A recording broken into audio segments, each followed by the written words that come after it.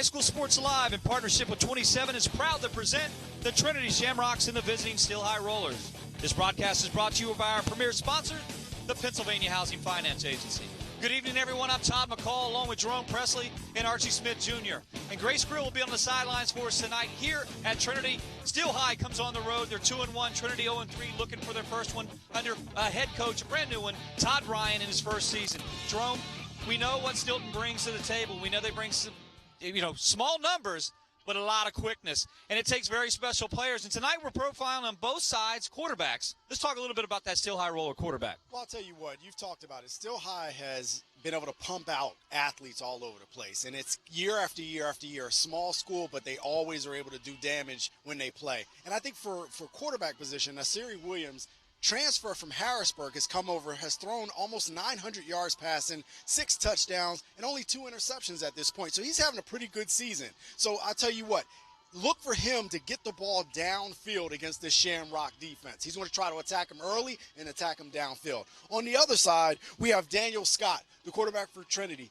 They're in a different situation. They're having a tough year offensively, a tough year defensively, and it's good that we highlight the quarterbacks, because what it comes down to, after what happened last week to Steel High, you would think that the Shamrocks may try to run the ball on Steel High, but it's probably better to just pass the ball and try to see what you can do to make some big plays happen. So you're going to try to see them on the other side with Scott make some big plays in the passing game as well.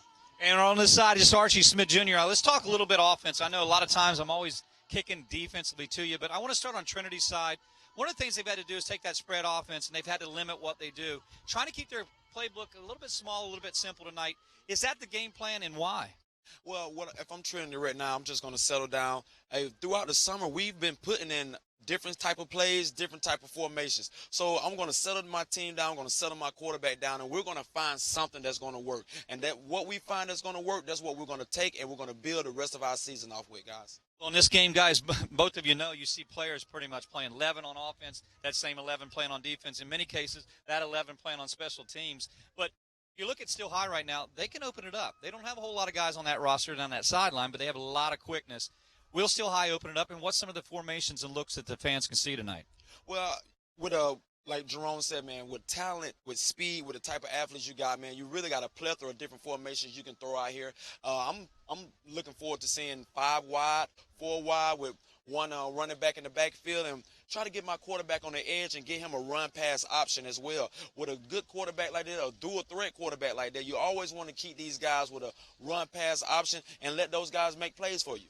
Letting guys make plays, that's what's got to happen tonight. We'll see how it turns out. We're here at Trinity. It's Steel High, and Trinity coming tonight 0-3 again. Steel High 2-1. It's got to be a great one. Kickoff right after these messages.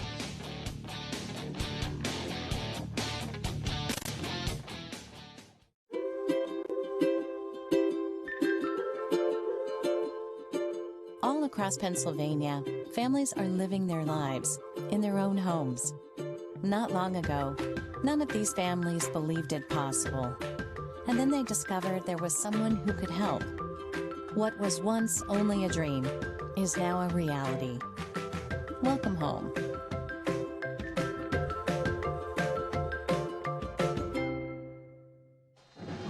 Jones and Flowers back to receive. Welcome back to Trinity.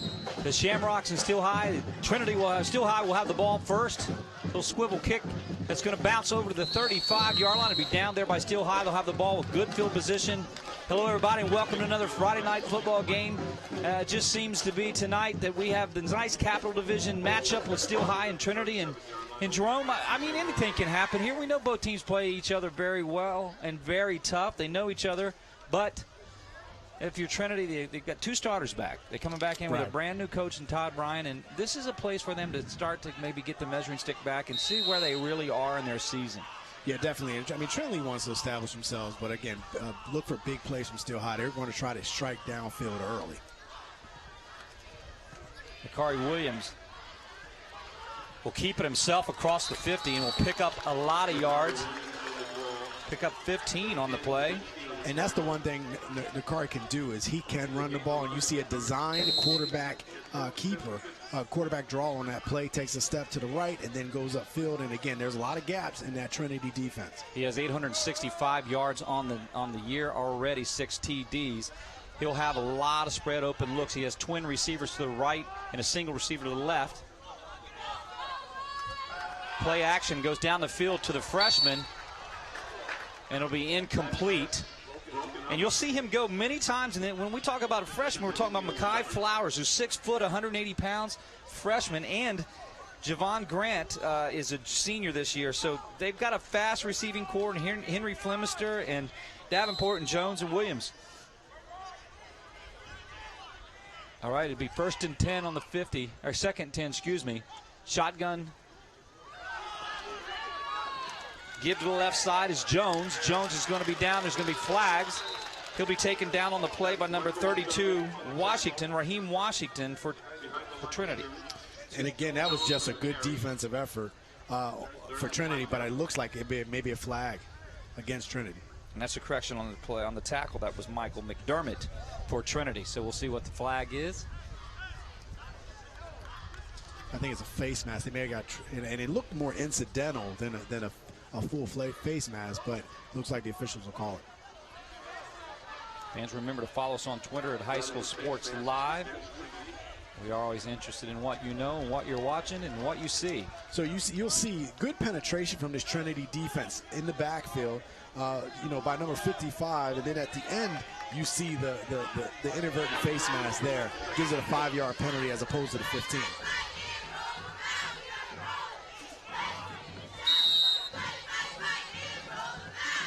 It'll be Williams in the shotgun formation. He'll place Jones in motion. He'll look sideline, incomplete. His intended receiver was Clayton. He's a senior, 5'10", 175. And that'll bring 3rd down up for Trinity. And again, what you want to do for Steel High, you're seeing just trying to get some offense and get it established. They're coming off a big game last week that just didn't go well for Steel High, and they got shut down pretty good. So in this situation, they want to come out and try to establish themselves. Right now, Trinity is looking good on defense. Grant will go in motion. He'll come in the jet sweep, left side, big play, and he will not get the 1st down. He'll come up short, 4th down. It's 4th down, probably go for territory. Flags down here and in the secondary, and already we got 2 flags down. And I don't know. Daniel Britton coming up to make the tackle.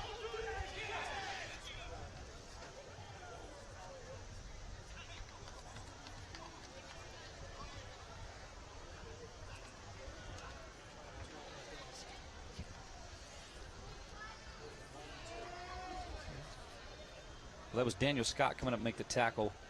Look at our temperature tonight, 73. We got a humidity rate at 88%. We're kind of getting used to that here. It's a personal foul call, and that's going to mark the Rollers back, take them back. That's 2nd penalty of the game, 1st on Steel High. So we're matching penalties, both personal fouls, face mask and a personal foul, excuse me, and that's going to take both of them back.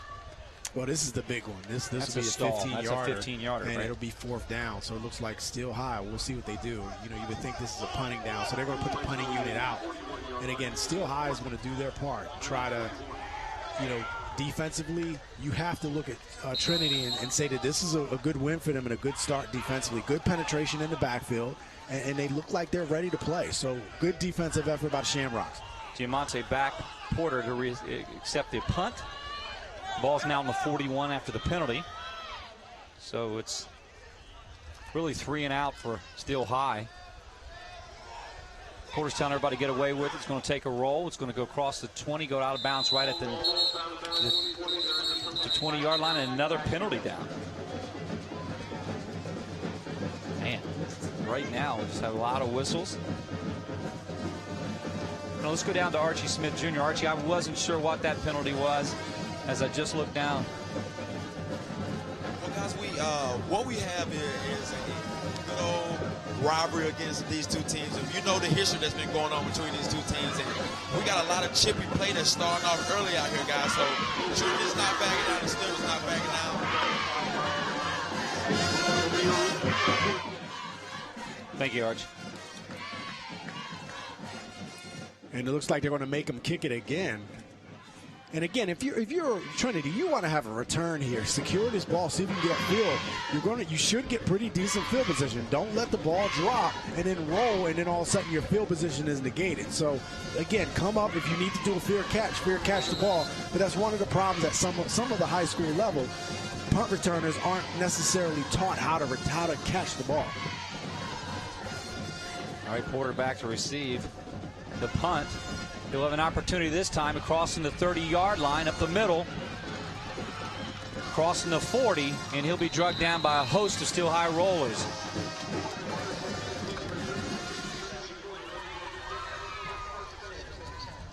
And that was Porter on the return. And again, you want to secure that ball. He gets a decent gain. And now you have pretty decent field position if you're Trinity. So this is the offensive side of the ball. Now they have to do their part to see what they can do. We'll get an opportunity to look at Daniel Scott as a quarterback. He's a junior, and this will be his first year starting. Big shoes to fill as he's coming in. He's got twin receivers here to the left. They've shortened the playbook a bit. Todd Ryan has. Put in motion is Porter. Give on the jet sweep to Porter around the right side. Porter looking for some room. He'll be knocked out of bounds. Getting back to the line of scrimmage. It'll be second down. So, and we're going to look at the keys for the game for both teams. So you look at Steel High. It's shore up the run defense. Last week gave up over 500 yards rushing to DeLone Catholic, and then get their swagger back. After you come off a loss like that, you want to get your swagger back on both sides of the ball. And then for Trinity, it's all about fundamentals. When you're struggling and not doing as well as you want to do, you got to simplify the offense and then find a spark. Do something daring as well. Right. Try something that Steel High hasn't seen. Scott's going to roll out to his left. Looking downfield, he's going to have to get rid of it. And boy, he takes a shot, and that's a dangerous pass. His intended receiver was Michael McDermott. Yeah, incomplete. He took a shot in the he chest. He definitely did. Scott comes out and rolls out left, and there's really, he had some players downfield. He wasn't able to square up, and that's one cardinal rule if you're a quarterback. Do not try to throw the ball across your body. That is usually a dangerous play. And he got away with it there, but that's something that will get picked off 9 times out of 10 when you throw across your body like that. Davenport's a single back. That was coming up making a great tackle. I'm sorry, it was Justin Funn. And Connor McCarthy is the back. Excuse me, and that's flags down. Connor Niddle on that offensive line. Joseph Stanistic is also on the offensive line. Good size, decent size for a smaller school in Trinity. I mean, they match size-wise. I mean, both teams match up in terms of size-wise. I mean, you're talking about some smaller schools and less numbers, but it's a very offensive and defensive line are very similar size-wise. That's Jason Scrippen, too, the junior, the offensive lineman for Trinity. Shotgun formation. Give to Murray, or excuse me, that's McCarthy. And I'll tell you, getting outside on Steel High is going to be very difficult. And we've seen 2 different plays where Trinity tried to outflank the rollers on run plays to the outside. And Steel High's speed and athleticism will shut that down a lot of the time. So, I'm surprised to see Trinity do that. Now there's going to be 4th down, and it looks like they're going to they're going to go for it. 4th and 6. Down. It'll be 4th on your and own 6. 45. So taking a chance. And this is what we talked about. Sometimes you just got to take a chance and give your kids some confidence. 4th and 6, and we have flags. We'll take a break. We'll be right back after these messages.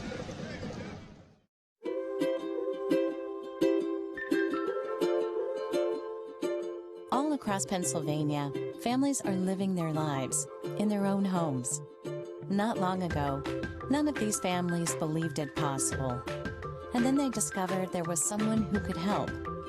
What was once only a dream is now a reality. Welcome home.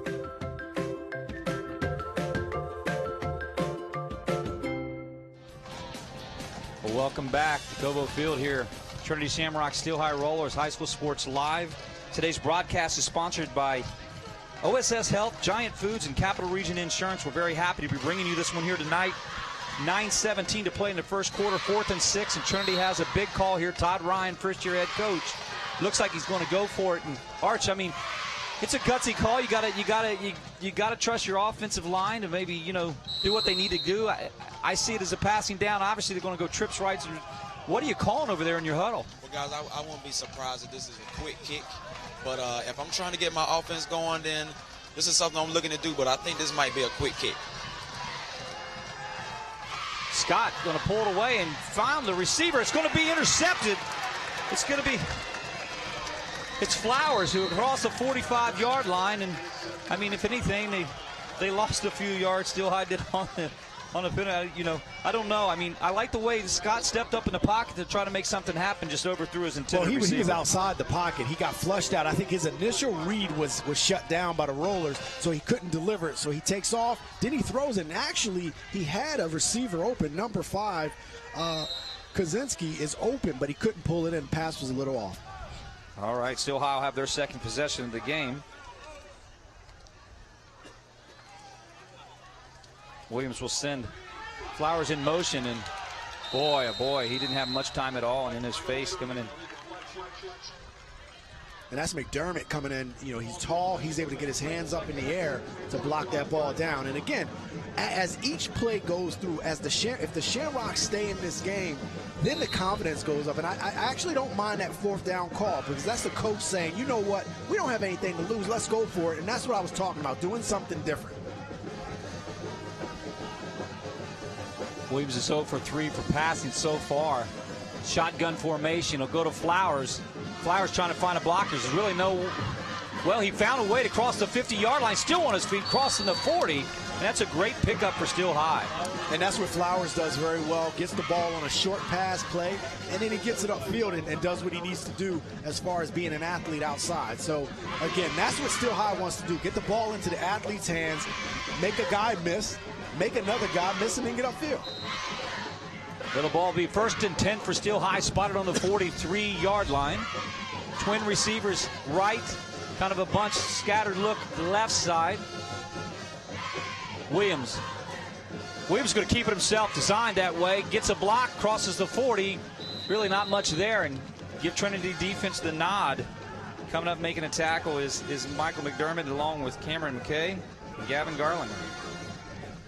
And again, you see Still High back in that spread offense. You have one of your better athletes at quarterback. Let him, if he can't find anyone, get upfield using his legs.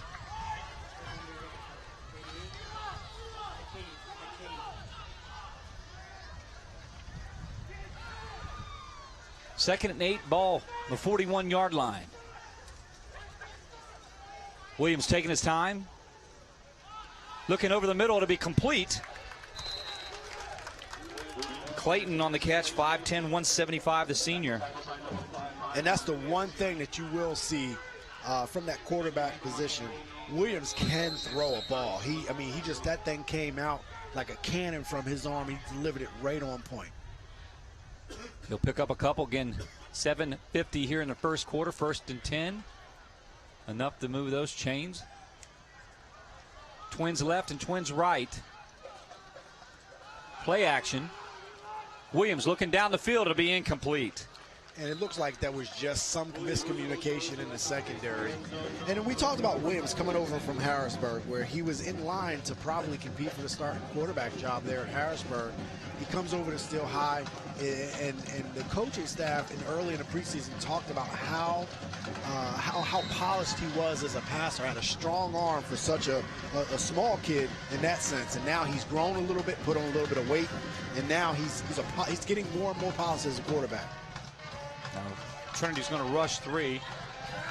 That gives Williams all kinds of time. He dumps off and makes his reads to Flowers. Flowers going to come across the backside of the field looking for a block. Stiff arm that side, but he pulled out of bounds, actually drug out of bounds by Daniel Kaczynski for Trinity. And I'm surprised that Flowers decided to go left after he caught the ball, because it looked like he had a lot of real estate right. And he seemed like he had space all over the place. All kinds of space. And he decided to go back the other way. Chalk it up maybe for a freshman's mistake, but you are clear he had 20, 30 yards before he'd seen even anybody in the secondary, but he decided to come left. It's 3rd and 8 on the 41, 7-12 here, first quarter action. Quick pitch to Jones. Jones across the 30, finding a move, crossing the 10-yard line, steals on his feet. Touchdown Rollers, they'll take 6.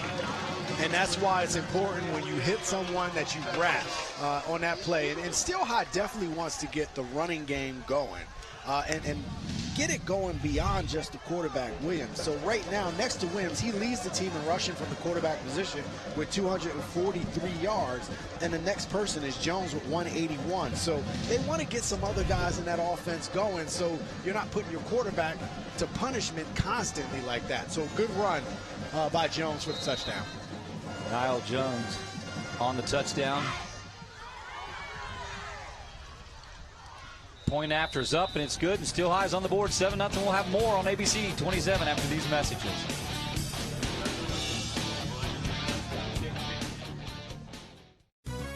Hit the road with Jack. Hit the road with the Jack Giambalvo family of dealerships. 8 great franchises in 3 locations. Buick, GMC, Hyundai, Mazda, and Stettler Dodge Chrysler Jeep Ram. A Giambalvo family dealership. Over $20 million in new and pre-owned inventory with unbeatable service after the sale, too. There's a reason the Giambalvo family's been a part of your community for decades. Hit the road with Jack and find out why. The Jack Giambalvo family of dealerships. 3 great locations. Online at Giambalvo.com. Well, let's take a look at that 6-play drive, 41-yard touchdown. It started with a turnover, the first of the game, and Mekhi Flowers takes the ball back to the 41-yard line, and there Williams and crew will go to work, and he starts off in rhythm doing some things, and it was right here, this guy right here. For 41 yards out, touchdown Niles Jones. That was a 7-play drive, 55 yards. Chewed up about 2 minutes and 10 seconds for Still High, and they go on the board 7-0. That's where we are here in this Capital Division matchup.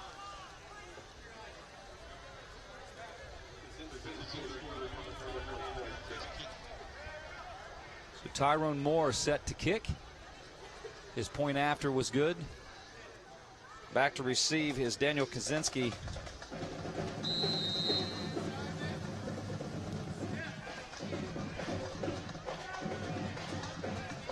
Kaczynski will pick it up, go right side.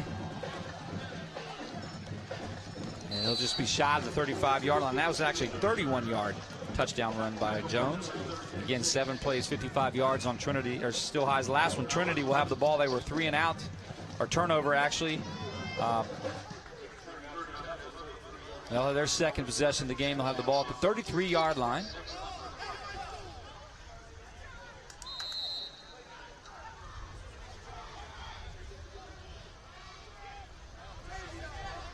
So Dylan Scott get another opportunity.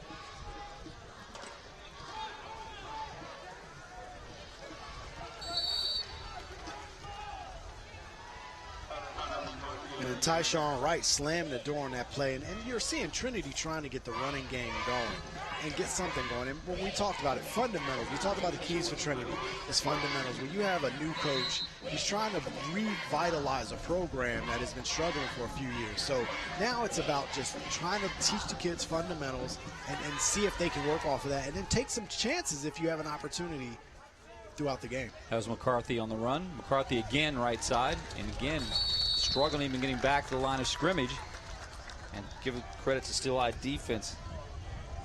Coming up and making the attack. His tackle is Tyshawn Wright. He's 200-pound senior, 5'10". And McCarthy coming up with 2 losses back-to-back. It'll be 3rd and 10. Still at the 33-yard line for Trinity.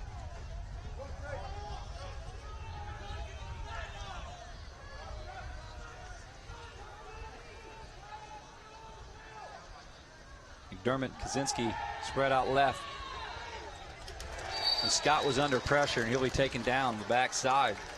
And what you see from Scott is when his first read isn't open, you know, he's still learning how to go through progressions. And in that situation, first read wasn't open, he tried to take off.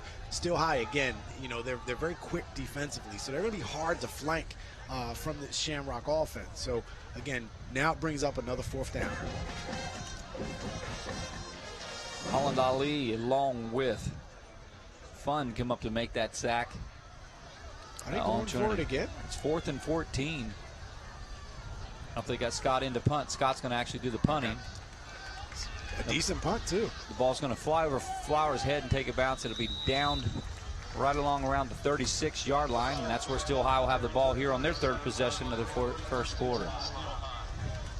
So, again, with Still High, you saw a lot of Williams. He's throwing the ball, running the ball, and then on the option, pitching the ball for the touchdown. So, again, he is the focal point of this offense, deservedly so, as a good athlete. But, again, he has Mekhi Flowers, who has shown the ability to really do some special things. And he's only a ninth grader with that kind of size, 6 foot, 180, still growing. It'll be interesting to see what he looks like in a few years. Coach Andrew Irby doing such a great job over here at Still High. He's got his team at 2-1 and opportunity to put some more here on the board. Williams pumps right, looks downfield, has a receiver wide open, just overthrows Clayton. And I mean, Salik Clayton is a beatster. He got in the secondary, and I mean, he was open. And that's where you get to see this Williams' arm. He pumps off, and then he comes back to his receiver, and oh man, wide open is Clayton down the field, but just overshot him. He liked that single coverage. I mean, let's go down to Archie Smith Jr. Archie, I mean, he had Clayton wide open. Clayton burned the secondary. I mean, it wasn't even funny. Well, what they're giving you guys, they're giving you slants on the middle, wheels on the outside. I mean, what Trinity is trying to do is keep the receivers in front of them. And it's a tough battle for these guys, but I kind of like the flow, and I kind of like the style that Trinity is getting. There are blitzing this quarterback, so they know they can't let him sit back in the pocket and pick them apart. Good point, Archie. And McDermott comes up from his defensive outside linebacker spot, comes up, makes a good play, setting a hard edge. So, again, getting pressure is going to be important, but I tell you what, it leaves those receivers or those defensive backs on islands in those zones. So there are definitely some open spaces in those zones, and you're going to see Steel High try to attack. McDermott and Screppin coming up to make the tackle together. Williams was all kinds of times since Trinity's only rushing 3. It's Flowers. Flowers looking for a block across the 40-yard line. This is a freshman.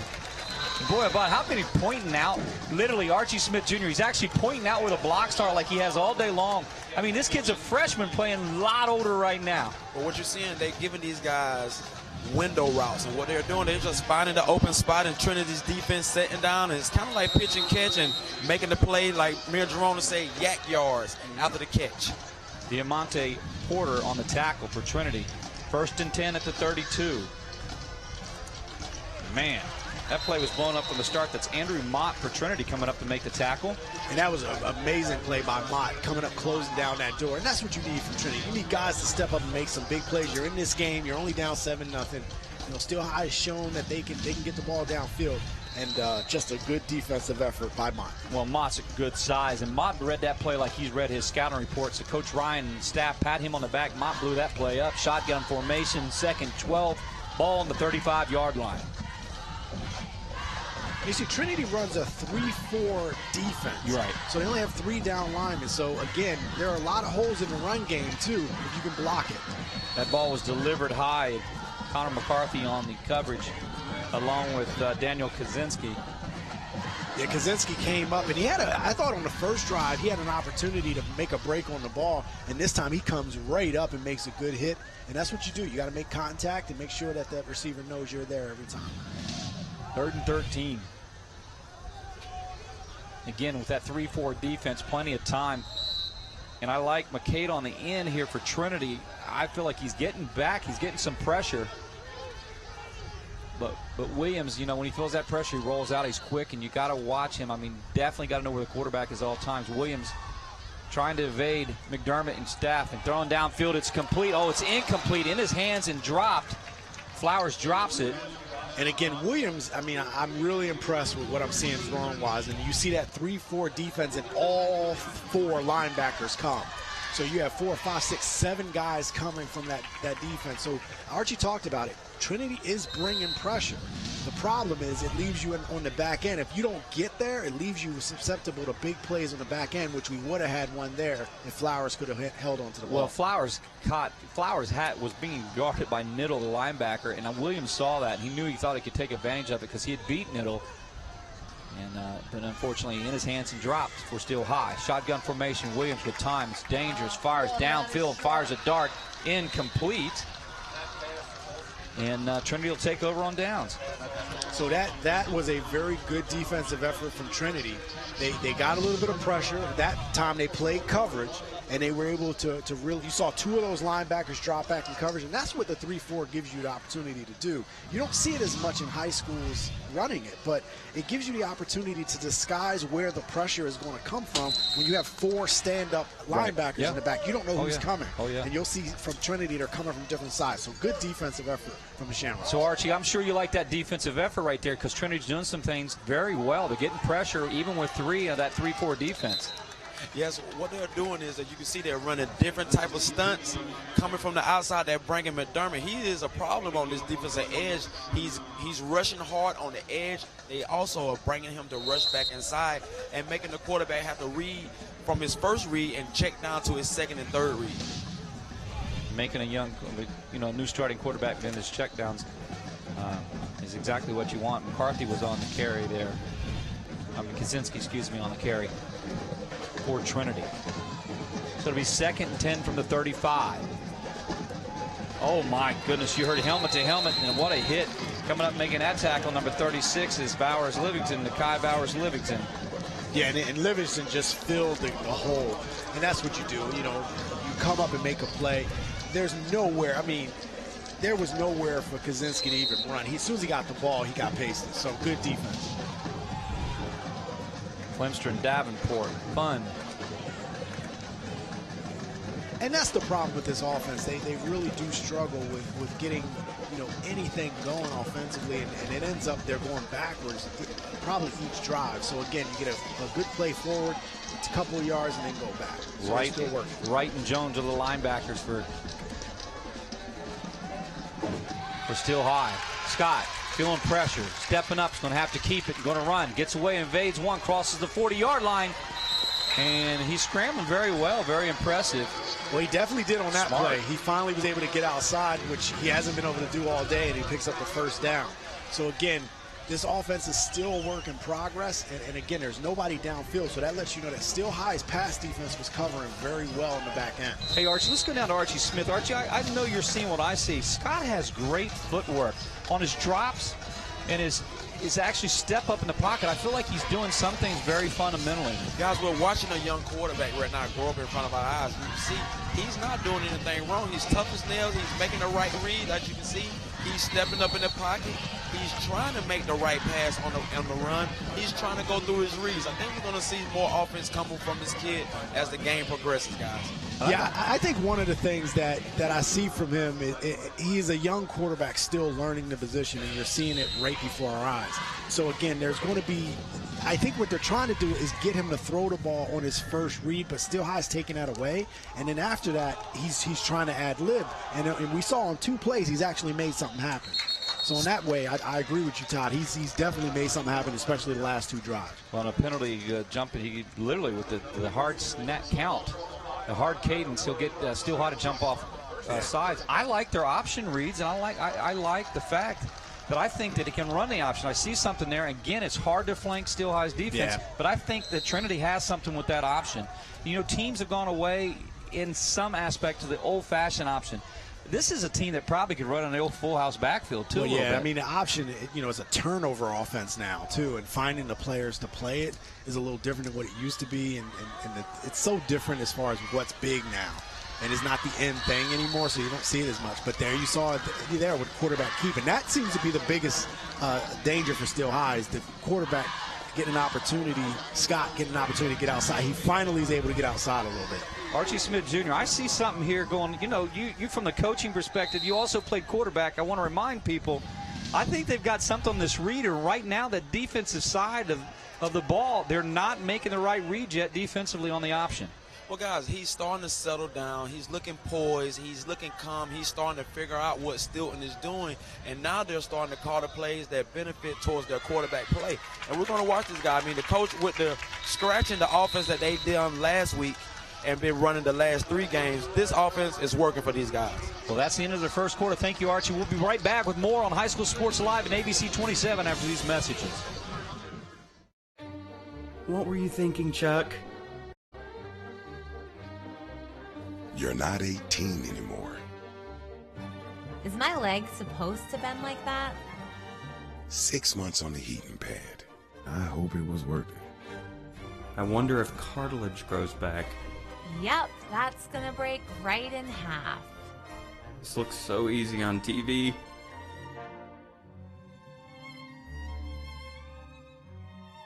My name is Monica. I'm an elementary school teacher. My name is Mitch. I'm a graphic design specialist. We have 4 children. Currently, we have life and auto insurance with Erie. Our agent is helping us to move our homeowners insurance to Erie as well. They've always been a good company and good customer service. If anything ever happens to me, my family will be protected.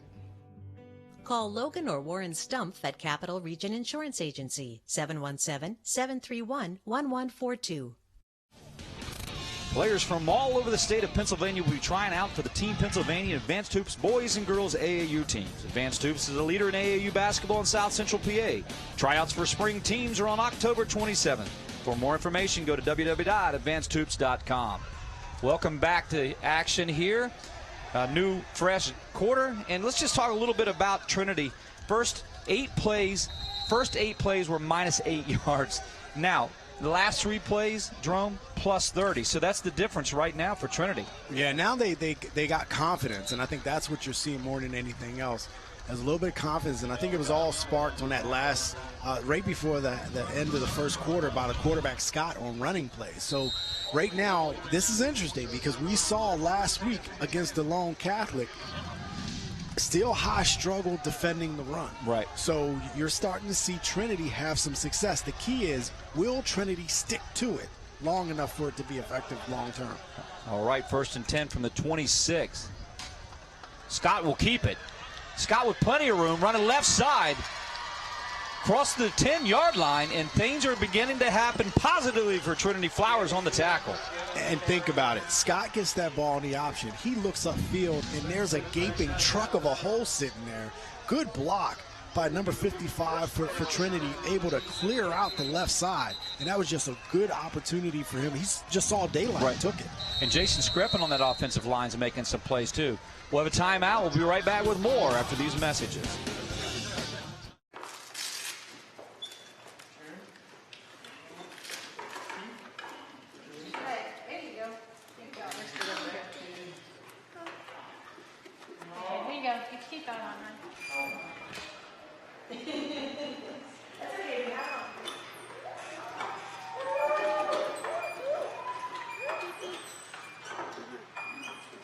Living proof of the difference you can make when you're all for health. Highmark Blue Shield. High School Sports Live is proud to partner with Mazzetti & Sullivan, provider of substance use and mental health counseling services for teens and adults at 4 convenient locations across central Pennsylvania since 1983. Visit them at MazzettiandSullivan.com or call 1-800-809-2925. That's Mazzetti & Sullivan. We listen, we help. And I'll tell you what, Matthew Funk, number 55, just doing a good job on that offensive line from his left tackle position. I'll tell you what, he's opened up some really good holes on that last play. All right, it's 1st and 10, ball on the 8-yard line. You're right about the holes being open. Trinity now being very effective offensively. Trinity is going to get on the board. It's a touchdown. And we see a pancake block by number 64, Kelly, Dominique Kelly. You saw the pancake block on the other side. So this offensive line is really starting to show some stuff up front, and they're pushing the rollers all over the place. Yeah, that's a touchdown by MacArthur. Connor McCarthy. McCarthy just busted with the open hole and ran hard, squared his shoulders. Touchdown, Trinity on the board. Don't go anywhere. We got a game, and you know what? I'd love to say that I felt this. I felt this tonight, right from the get-go. These two teams always play each other well. We've always had a good one here. The point after is good. 7-all. Or it's incomplete. Excuse me. No, it is good. I apologize. I'll make the decision. We'll be back with more after these messages. I am anything I want to be. I am one of the faces of Commonwealth Charter Academy. I go to school online, tuition free. I learn best at my own pace. My own pace. I see school differently. I learn from anywhere. From anywhere. I'm an artist. I'm a musician. I am an athlete. I am anything I want to be. And I won't stop learning. I am CCA. Join me today at ccaeducate.me. All right, Todd, keep a look on the right side, number 64.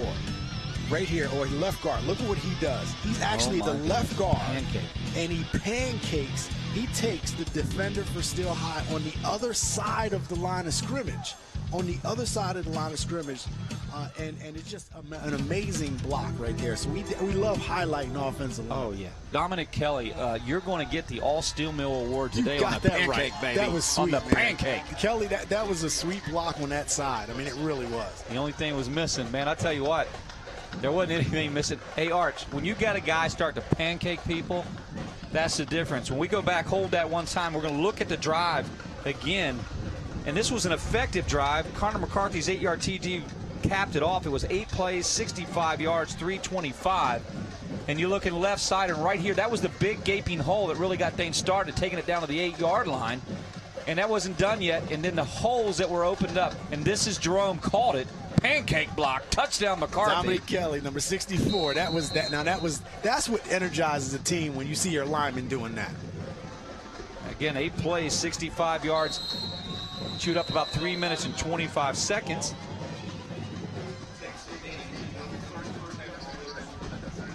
Now again, can the Rollers answer? You finally got the drive you needed for Trinity.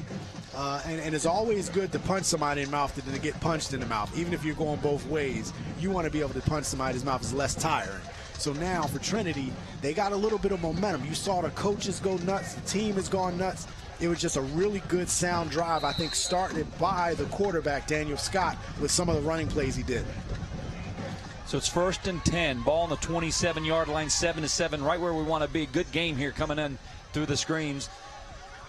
Twin receivers left and right. Williams taking his time looking over the sideline, getting to play.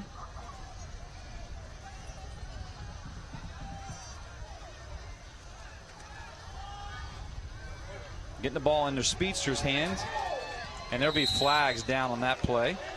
Yeah, I think they're going to get Fleminster with the hold, number 1, on the outside.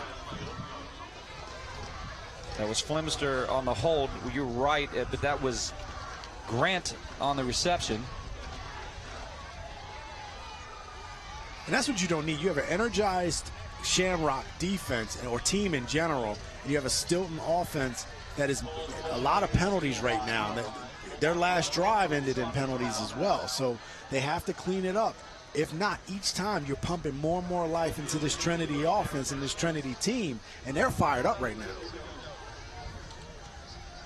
So it's 1st and 10, 10:58 to play here before half. Coming up at halftime, our Jack Jim Volvo halftime report. With our Highmark halftime stats and our Peach FAA, our lead sponsor here tonight. We're really appreciative of it. 10:53 to play. Williams dumping off. Not much there. He's taking the sure thing, and he does some smart stuff as well. He's plenty of time since he only rushing 3. And McDermott again on another tackle. Just looking good from that outside linebacker spot on the left side, shutting down that alley. So it'll be 2nd and 10, or 2nd and 15, excuse me. Ball 22-yard line. Still by his own 22. The wind's starting to pick up here.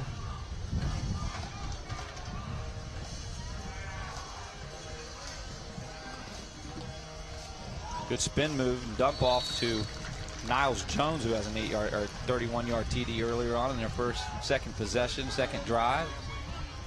And again, that makes the down and distance a little more manageable for Still High. Brings about a 3rd and 7, 3rd and 6. So again, the Shamrock defense, though, they're coming up and they're tackling very, very well. So it'll be 3rd and 6. Now again, look at those cornerbacks. They're giving a lot of room right now. Williams looking downfield and just overthrown his receiver. He has an absolute cannon, but it'll be incomplete. On the coverage was Peyton Warner on that defensive side for Trinity. And number 14, Jacob Scholl, I think he thought he had pick all over that. Seemed to break on the ball well. And again, I'll get it out eventually. The Trinity Shamrock defense holds for the 2nd time. Playing good football and actually not allowing Steel High to make any real advancements of the ball, and they'll get good field position again. If you're a Trinity fan tonight, you know you had some tough losses being 0-3, but now you're in league play. It's a whole new season, league Definitely. play. Absolutely. Starts all over when it comes to league play. That punt will take a roll for Steel High. It'll roll across 30. Be spotted down 35. It'll be spotted down at about the 33, 34, call it. Boy, oh boy, it's a dangerous time and dangerous spot in the game, Archie Smith Jr., to be giving Trinity the ball back because they had some very effective. Listen, their first 8 plays, netted 8 yards. Last 3 plays netted over 30. Well, what they got, guys, as you can see, like we were saying, with the athleticism and the speed that Stilton has, you cannot beat these guys outside. So how you counter that? Straight up the middle, brute against brute, guys, and that's what we've been seeing. Let's see what they come out with the same format as on the last series. Well, Trinity, Scott, quarterback, has 43 of the 55 total yards so far. And that's where I think Trinity needs to continue to attack with the quarterback on the option, because that, it seems like Steel High is not prepared for that, and they're not accounted for him very well. So that's where a lot of damage. You saw that option on the boundary side of the offense. So it's 2nd and 6 on the 39, 9 minutes to play here before half. Coming up at halftime, we'll have our Jack Giambalvo halftime report and our Highmark halftime stats. Stay tuned to everything here. All knotted up 7-7. Scott give Kaczynski over the left side.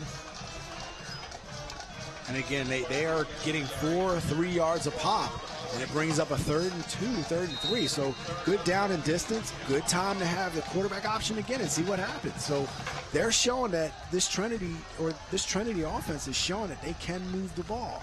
And again, you may have an opportunity to get this first down, maybe try to take a shot downfield. Again, try something different as well. So it's 3rd and 3 on the 41-yard line. Making that last tackle for Steel High was Wright, 58. And he's going to get him to move. And that's going to go against Steel High, and that hard cadence, or it's going to be on Trinity, actually. Trinity. It might go against them. They might have jumped, forcing Steel High to jump. If it goes against Trinity, it's going to back them up. I know there were a couple times that Scott did do the hard count and was able to get Trinity or get Steel High off sides, but this time his own player may have moved, so it brings him back. I wasn't so sure who jumped first, I guess, so to speak. Now remember, defense can move. I mean, they can't move in advance forward per se, but you get any kind of movement on the offensive line, they're going to call that. Or on offense at all, they're going to call it.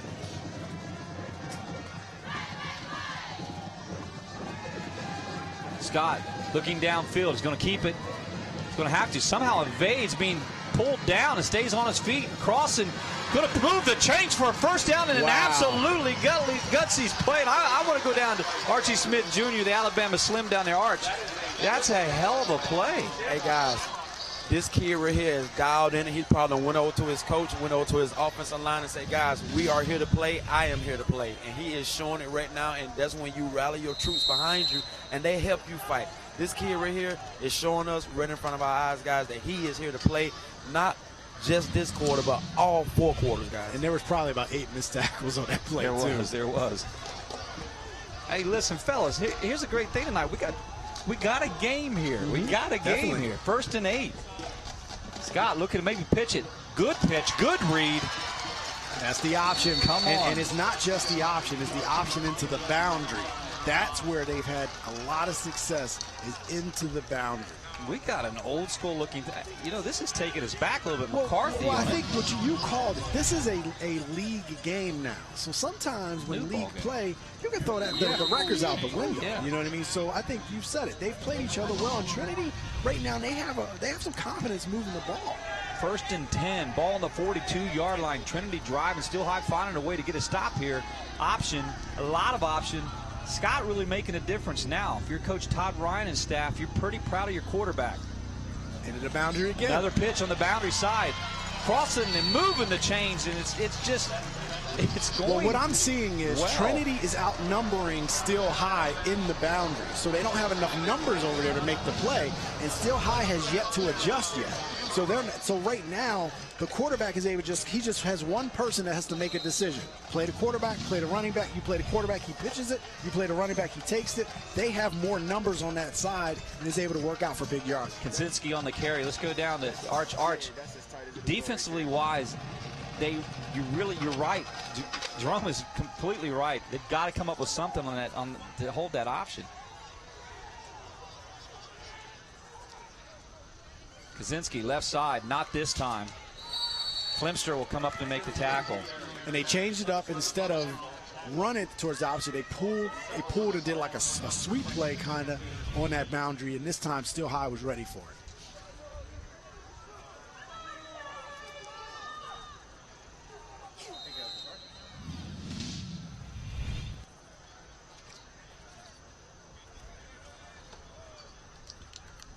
Well, 2nd and 14, ball on the 35. And look at the numbers on the left side. Coming right side pitch. McCarthy. Archie crossing the 30-yard line. And that's number 4, McCarthy, on the pitch. So this time, Trinity went the other way. And again, Still High has more numbers on that other side.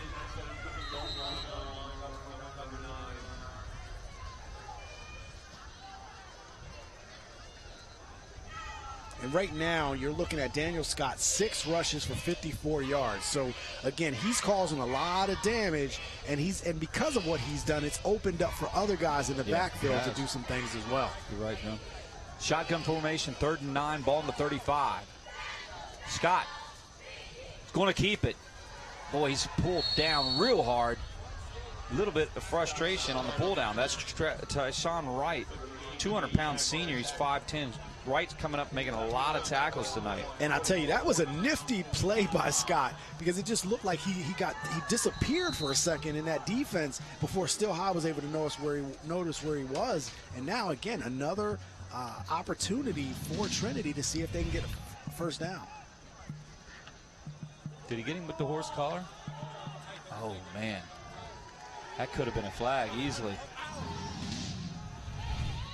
Well, I think in a horse collar, you pull backwards on the person, so I don't think that happened. There goes Scott left side and flags down again. And this is a great run that could be coming back.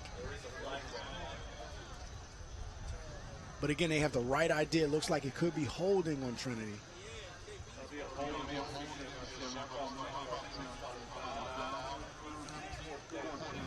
So it'll be 4th down.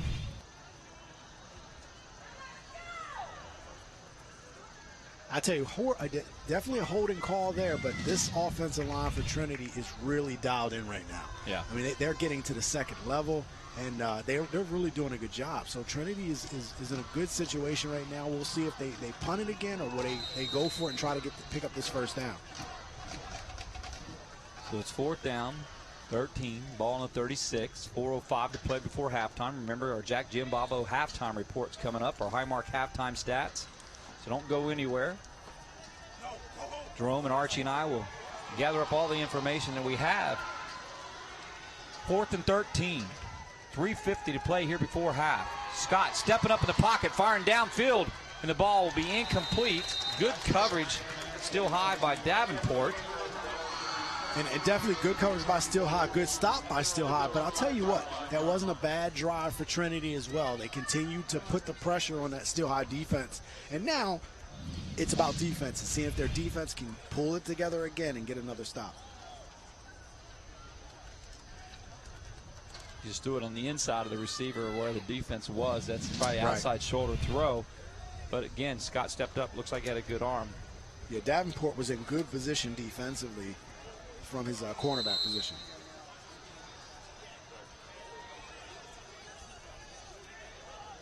So Williams is 7 for 16 with 63 yards, and he's got an opportunity here to lead his team down with plenty of time here before half. Williams pumps, looks, receiver drops, flags are down. It looks like it's going to go against Daniel Kaczynski. And his intended receiver, Williams' intended receiver was Flowers. You see the freshman is getting a lot of looks. So right now, Trinity's trying to make sure they get the ball in his hands as much as possible. Such a big kid. Doesn't look like a freshman, that's for sure.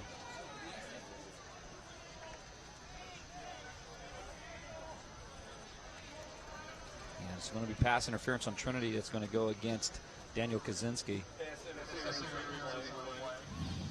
Get a good look at Irby, on the coach for Steel High, who's been able to just put together some really good teams. Sure. And we talk about small schools, and I always said it's about quality, not quantity. And we've seen Steel High go in and play against bigger schools and beat them soundly. So the athletes they have has been good for years, and what they've been able to do. It's 1st and 10 at the 49-yard line. 3:36 to play here. Williams back to pass. Williams stepping up. Stiff arms and be drugged down. Backside. Andrew Mott also coming up to make the tackle. And McDermott again on the play. Big number 32 exerting his force on that outside linebacker position, getting a lot of action on that left side.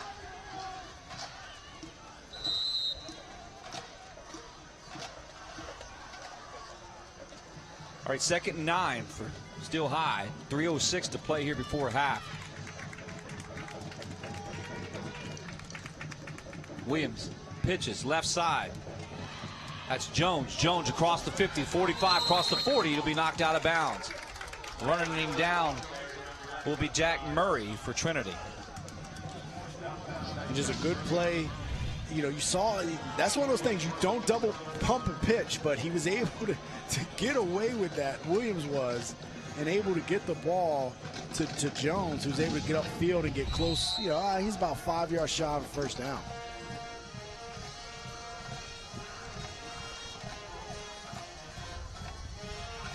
Steel High taking their time. 2:53 to play here. It's 3rd and 3. Williams looking over at Coach Coach Irby and getting the play. He's going to send Flowers in motion. Fakes the jet sweep. He'll go up the middle, and he'll be hit hard. And again, Williams is the leading rusher for the Rollers, so he's accustomed to running the ball. And this will bring up a 4th and short. Connor Nitt will come up and make the tackle along with Joseph Staniski.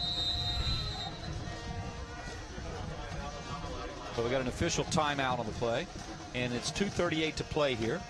First down. Or excuse me, it'll be 4th down. Excuse me, 4th down. I thought he might have picked up the. He was just shy, or at least I thought he was. They may come out and measure.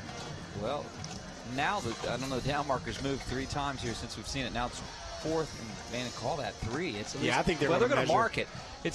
They moved the actual marker, and I said no, that's a lot closer than that. I thought it was a first down, but well, we'll see the measuring sticks. And Steel High's going to have enough. It'll be a first down.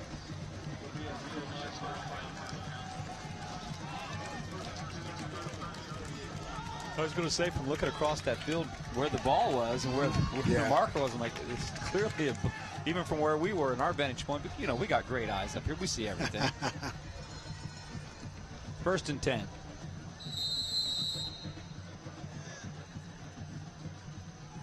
Flowers has Jones. Flowers back to pass. With time. Looking downfield. Fires away. And it's a touchdown, Steel High. Beautiful hookup. And I'll tell you, that's, again, Williams does have a cannon, and Coach Irby talked about him in preseason, and they were just so impressed with what he can do downfield. And there, Trinity had no time. They rushed 3 guys. Steel High has 6 guys blocking, protecting, and he's able to get deep. And again, when he starts connecting deep, that's hard to defend. Carter Williams has an absolutely beautiful arm. He really does. My gosh. And he's only a junior, so he has time to improve and really polish his skills at that position. So a good, very good throw. Jones with the hold. Hernandez's kick is up and good. 14-7. 2:20 left. Steel High puts one on the board like this. Too much time.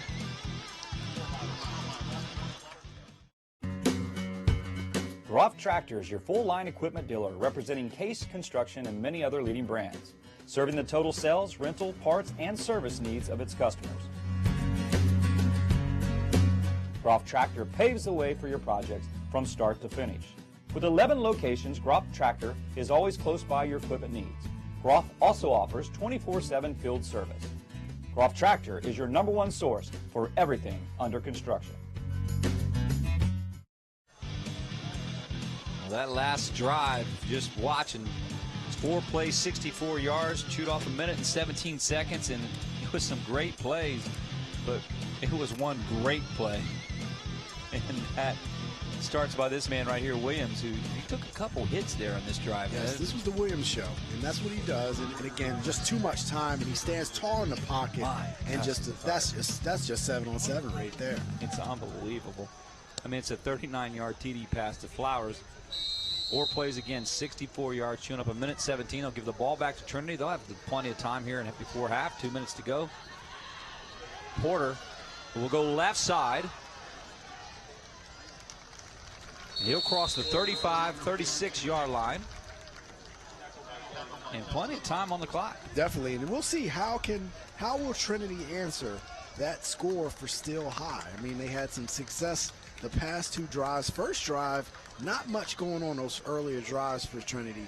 But then those last 2 drives, they were able to find something, that option in the boundary, and they were able to get first downs, and then a couple of penalties backed them up, which negated that drive, and it gave the ball back to Still High. So it'll be interesting. Let's see how does the Shamrocks respond.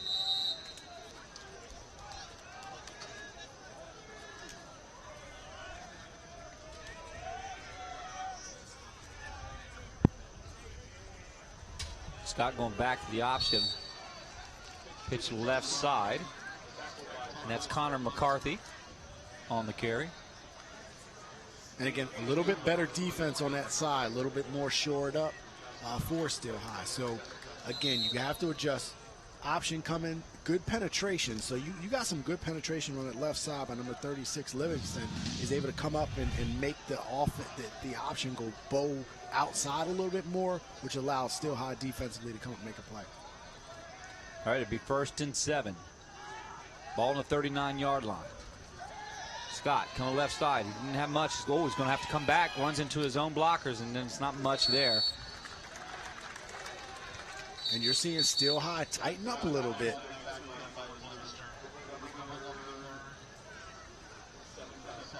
So it'll be 3rd and 7 from the 39. It'll be a timeout. We'll be right back with more after these messages. Every day, we pride ourselves in what we do. Hard work is put into every pre-owned vehicle we put on the road. We make sure they are all safe and reliable for your peace of mind. Your real value comes from the Hoffman name and the people that stand behind it. So if you're in the market for a pre-owned vehicle, just call me, Ryan.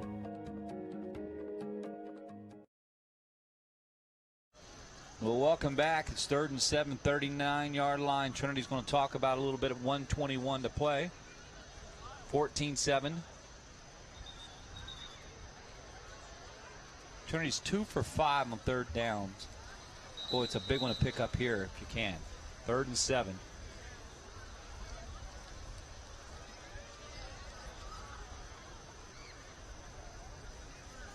Man, I just saw a score, Jerome. Bishop McDevitt up 49-0 against Red Ant. This team is very special this year. Central Dauphin, how about Central Dauphin 21-7 over Cumberland Valley? Yeah, we're looking at Cumberland Valley, having a hard time this year to get a win. Scott just scrambling, cross the 40, cross the 50. He has to stay in bounds. And Flowers will come up to make the tackle. And again, you're seeing some nifty running from him. Scott is just really, one of the things I like about him is his vision when he's running the ball and he gets in the open field. He's able to really do some damage just by really picking out and where to go. And his vision is really taking him in good places in the secondary where he's able to get first downs. 1st and 10. Man, coming up making a great tackle. That was Niles Jones. Not only did he score, he's coming up and make great plays on defense. So that was Lucas Pugh, the freshman, got an opportunity to run his first play of the game, and he got met defensively. That's the best way to describe that. And that's how you do it. You come up and make a play, and that's Jones, 5'10", 175-pound junior. Well, Trinity's going to take a timeout. 52 seconds to play. Let's go down to Archie Smith Jr. Archie, you 14-7, got a great game. I mean, let's just talk about your perspective, both sides. Let's start Trinity and then go Steel High. All right, one thing I'm seeing for Trinity right now, these guys are starting to settle down. As you can see, they started the game, what we talked about, in kind of like a spread offense with 3 receivers coming out, and that kind of wasn't working. Then they went to a more of a 2 tight end set and started to pound the middle a little bit and been getting positive yards. Now, this is a good moment for my young quarterback to be in and see could we lead a good drive in a 2-minute drive. Now, for Stilton has settled down, and they're trying to now set back and contain, and they're keeping a spy on this quarterback, but they're just missing tackles. Yeah, that is a great point. You got to wrap 2nd and 12. Ball on the 52-yard line. Scott left side. Going to put it up in the air. Firing downfield, and he finds a receiver, goes through his hands. It's incomplete. He wanted Diamante Porter. That won't happen. And that was definitely a good pass play. And again, you know, Trinity has to pass to try to keep this Steel High defense honest, because they keep creeping up on that option to defend it. They're going to have to, and it usually will leave opportunities downfield. The receivers have to make plays, though. There's Rashawn Jones on the coverage for Steel High. It'll be 3rd down and 12, 51 seconds.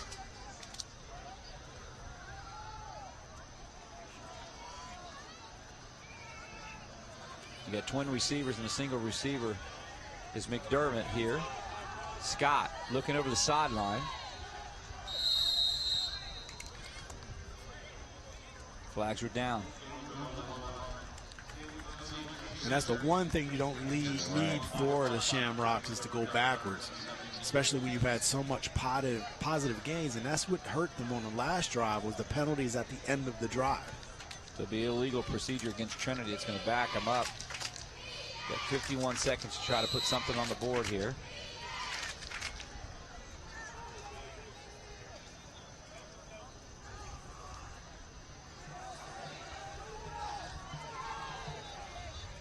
So 3rd and 17. Pressure from the outside. Going to be a dump off to Porter. Porter scrambles, crossing the left, crossing the 45, shy of the 40. And now, and was he in bounds? No, the clock did stop. He got out of bounds. It did stop. I think he got out of bounds, and this makes it, you know, a little bit of tussling going on. Oh, we have a penalty now, so we'll see what happens. There's a flag on the play.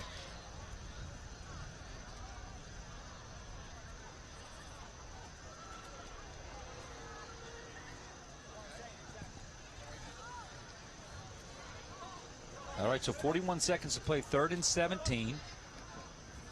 What we have, guys, what I think is going to come up is a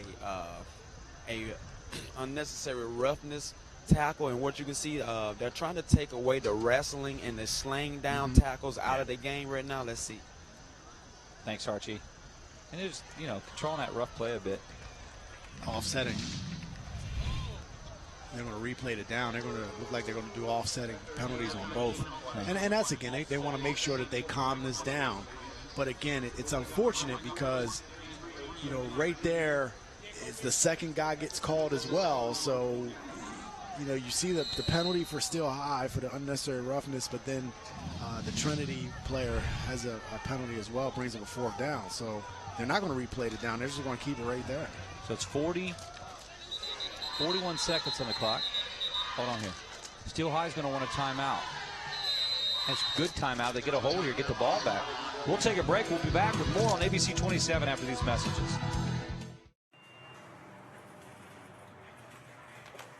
I can really buy local produce at Giant?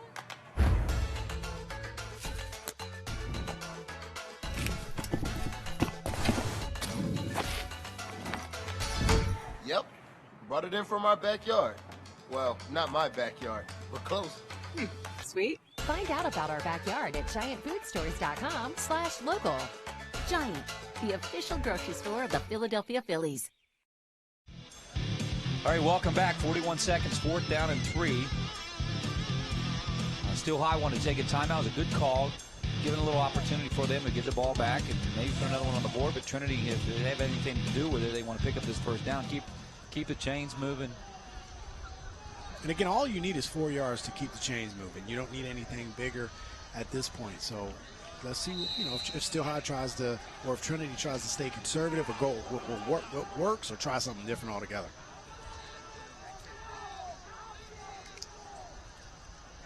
Scott rolling right, looking downfield.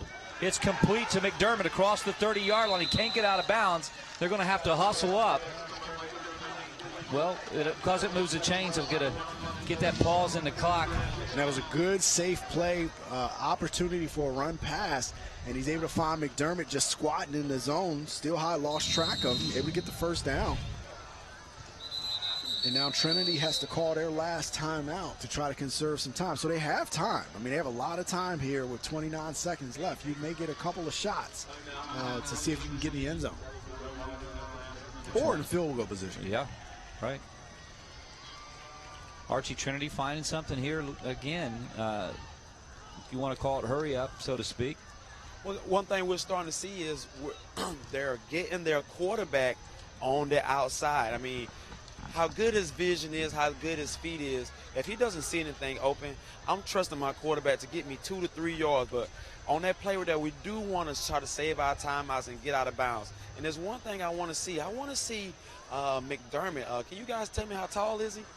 He's about 6'3", you know, give or take, if you want to really call it that. All right, but I got a 6'3" receiver right now. And I got a little short DB out here from Stilton. I mean, I at least want to see a jump ball situation going on, my receiver versus their DBs. But now you can see Stilton is trying to roll 2 safeties high, and they're trying to keep everything underneath and come up and make the tackles. Yeah, thanks, Arch. Great point. Hey, coming right up at halftime, stay tuned for our Jack Giovanni halftime report, our Highmark halftime stats. And we're going to just give a real nice wrap-up here of the first half. Scott, shotgun formation of twins to the left. He's going to roll left. Looking downfield, pumps once. And that ball will be almost picked off. They dodged a bullet there. And that's the thing. When a quarterback double pumps, that's usually not a good idea, a good sign. I mean, you pull it down, but, you know, it gives your defense the opportunity to adjust, and that was almost a pick on that play. And, you know, I like what Archie said, because, again, they were looking the whole time McDermott's side, and Archie, they were going to try to take advantage of what you're talking about. But one thing they're doing, they're rolling him to his weak side. I would like to see them roll him to his strong side. He's more accurate rolling to his strong side. You can see it right here. Stepping up in the pocket, Scott's going to have to run it across the 30, across the 20, and he'll get out of bounds.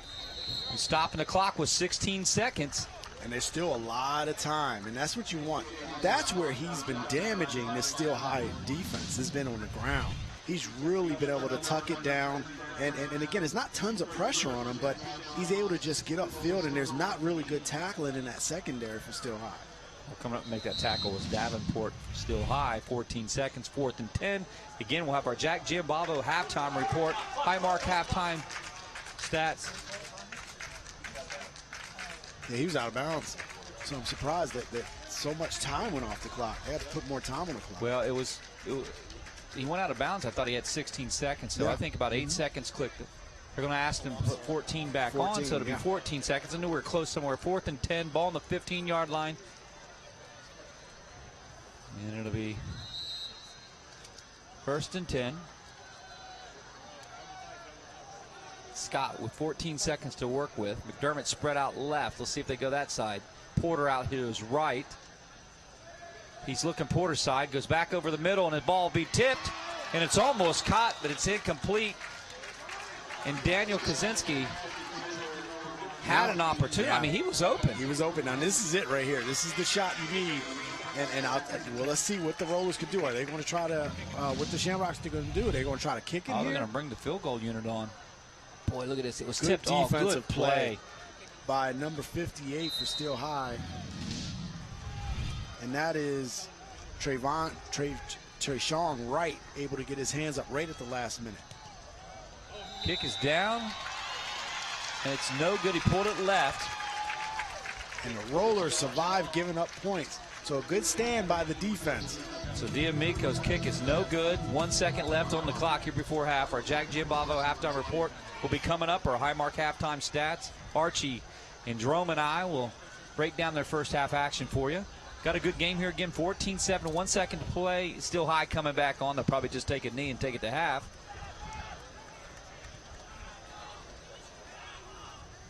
You never know, though.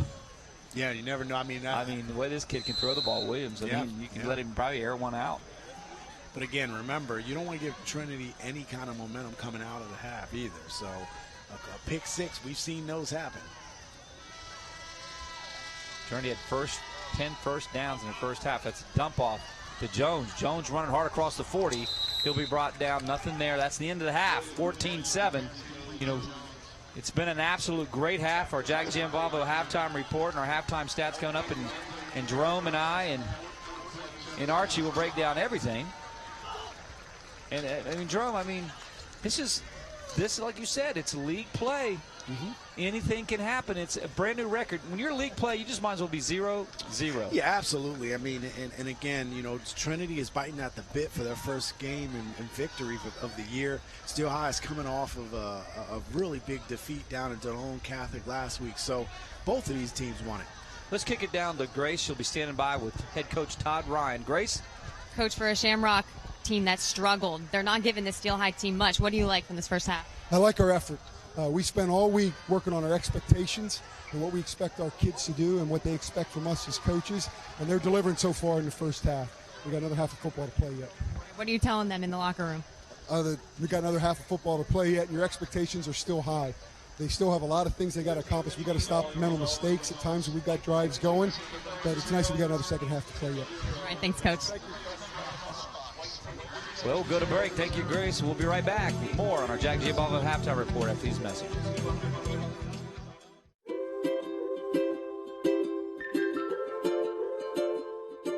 All across Pennsylvania, families are living their lives in their own homes.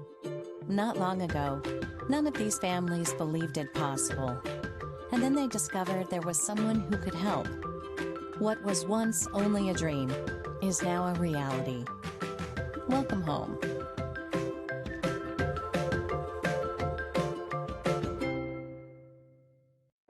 Every day, we pride ourselves in what we do. Hard work is put into every pre-owned vehicle we put on the road. We make sure they are all safe and reliable for your peace of mind. Your real value comes from the Hoffman name and the people that stand behind it. So if you're in the market for a pre-owned vehicle, just call me, Ryan.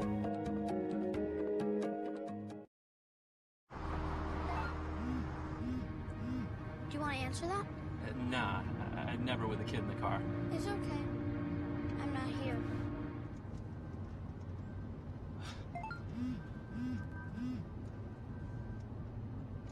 I'm there.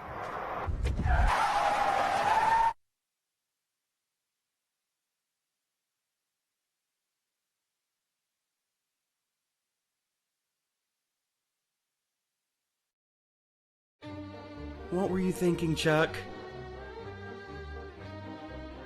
You're not 18 anymore. Is my leg supposed to bend like that? 6 months on the heating pad. I hope it was worth it. I wonder if cartilage grows back. Yep, that's gonna break right in half. This looks so easy on TV. Hit the road with Jack. Hit the road with the Jack Giambalvo family of dealerships. 8 great franchises in 3 locations. Buick, GMC, Hyundai, Mazda, and Stettler Dodge Chrysler Jeep Ram. A Giambalvo family dealership. Over $20 million in new and pre-owned inventory with unbeatable service after the sale, too. There's a reason the Giambalvo family's been a part of your community for decades. Hit the road with Jack and find out why. The Jack Giambalvo family of dealerships. 3 great locations. Online at Giambalvo.com. What were you thinking, Chuck? You're not 18 anymore. Is my leg supposed to bend like that? 6 months on the heating pad. I hope it was worth it. I wonder if cartilage grows back. Yep, that's gonna break right in half. This looks so easy on TV.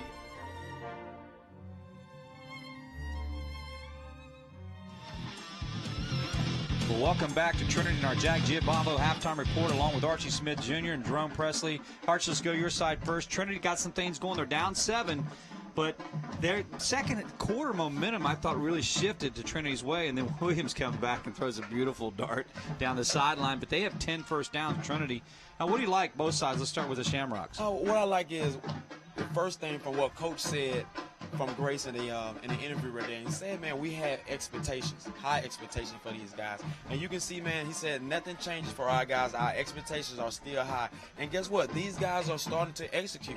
These guys are going through their progressions. The offensive line is firing off the ball, guys. I mean, they're creating gaps that the running back is running through, and they just have to continue to settle down. As for Stilton, if Stilton continues to get time, if Williams continues to get time in the pocket like he has, I mean, he has guys that he can just throw the ball down. It's kind of like playing pitch and catch, but he's also going through his progressions and making a nice, easy catch. Nothing too hard, nothing too overwhelming for these guys. I mean, the coaches on both sides are keeping the play calling simple for both teams. And guys, we got a heck of a ball game that's going on here. Right, and I think we really kind of profiled both quarterbacks tonight, and that's been the difference. Williams' arm, Scott making reads. I don't know. Sometimes we just get it right. Well, again, the quarterbacks have been great, and again, on the Steel High side, it's about pushing the ball downfield, and that's what they want to do, and they have the athletes that can do it. But one of the things that we see from Trinity is the way they're attacking the boundary with the option, and that has caused some big-time headaches for Steel High, because right now you have a quarterback that is being very effective getting into the second level, and he's making good decisions. The only thing that has slowed down Trinity running that option has been penalties that has backed them up. So we saw Steel High had problems last week against the run, and now we have a quarterback that's giving them problems this week against the run. And the problem is, when did this become a major problem where you're looking and saying our run defense is hurting in some way? Well, welcome again. This is our Jack Jim of our halftime report. We're going to look at our Highmark halftime stats now inside the numbers. And when you look at it, this halftime highlight in particular, Highmark halftime highlights, is it starts off, and I mean, Jones from 31 away makes one cut and move. And that wasn't it. He didn't wrap, and that's the reason. And Archie, you mentioned not wrapping. And then Jones is doing, again, this is another angle at it. Boom, bust loose. There's Scott, the quarterback, have to try to come up and make a tackle, and he didn't do it. And then you look this right here.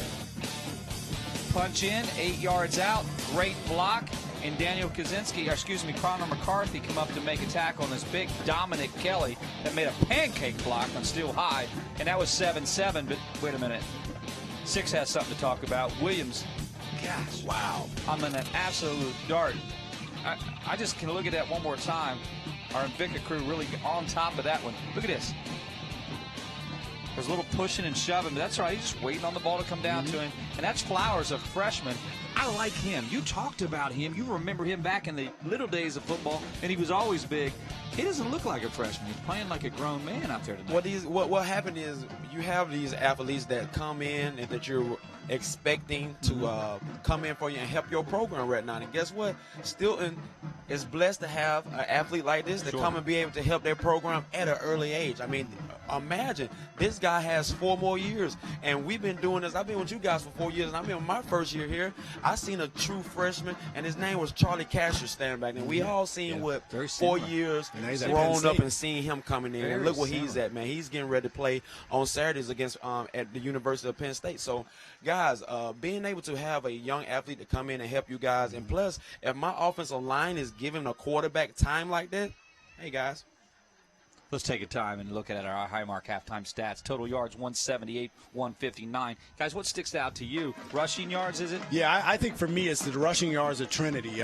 Putting up 130 yards on the ground, and a lot of that damage has been done by the quarterback, Scott. I mean, Scott has shown, and you actually saw his confidence grow as we went along. The other thing that kind of stands out, again, Steel High is definitely going to push the ball downfield, 124 yards passing. That number, they're going to try to make that grow. First downs are about the same. The turnover situation, not too bad right now. The penalties, it's been a little sloppy at times, and that has been the story of the game because they have both negated drives on both sides. We want to thank Travis Sparks, our stats guy, doing everything that he does week after week. I'm Tom McCall, Archie Smith Jr., Jerome Presley. We're here at halftime just to, again, breaking down this great game, Trinity and Steel High. We'll be back with more after these messages.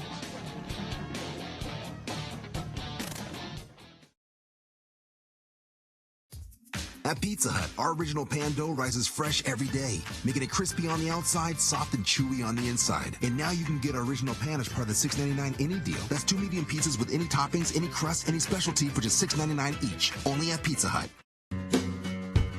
Groff Tractor is your full-line equipment dealer representing Case, Construction, and many other leading brands, serving the total sales, rental, parts, and service needs of its customers.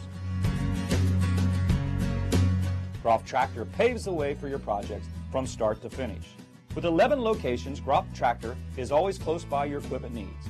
Groff also offers 24/7 field service.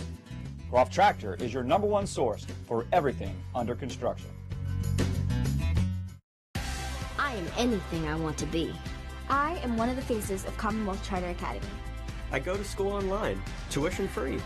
I learn best at my own pace. My own pace. I see school differently. I learn from anywhere. From anywhere. I'm an artist. I'm a musician. I am an athlete. I am anything I want to be. And I won't stop learning. I am CCA. Join me today at ccaeducate.me.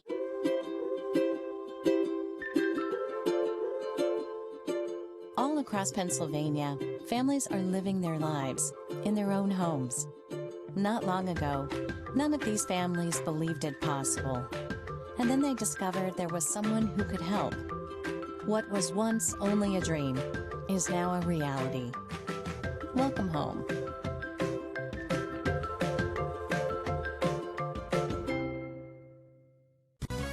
Hit the road with Jack. Hit the road with the Jack Giambalvo family of dealerships. 8 great franchises in 3 locations. Buick, GMC, Hyundai, Mazda, and Stettler Dodge Chrysler Jeep Ram. A Giambalvo family dealership. Over $20 million in new and pre-owned inventory with unbeatable service after the sale, too. There's a reason the Giambalvo family's been a part of your community for decades. Hit the road with Jack and find out why. The Jack Giambalvo family of dealerships. 3 great locations. Online at giambalvo.com.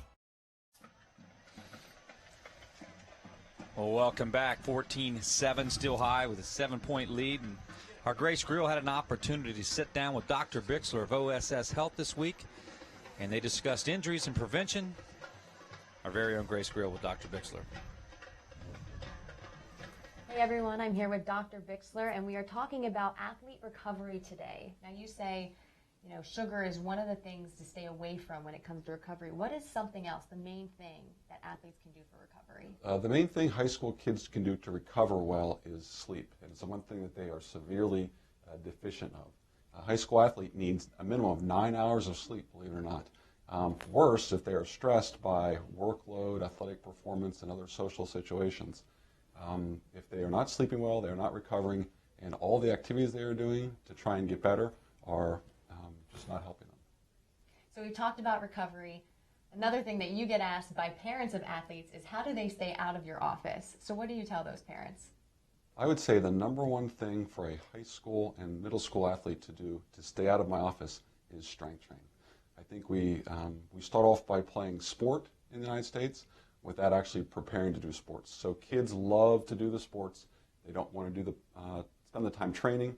And I think strength training, old-fashioned squats, deadlifts, cleans with a, first of all, learning technique with a supervised strength coach is the #1 thing you can do to learn to do and then do repeatedly and stay out of my office.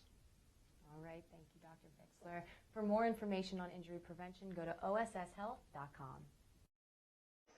Well, welcome back. Still high, 14-7. We'll have our third quarter action coming right up after these messages, and we got more to come. Great game. Don't go anywhere.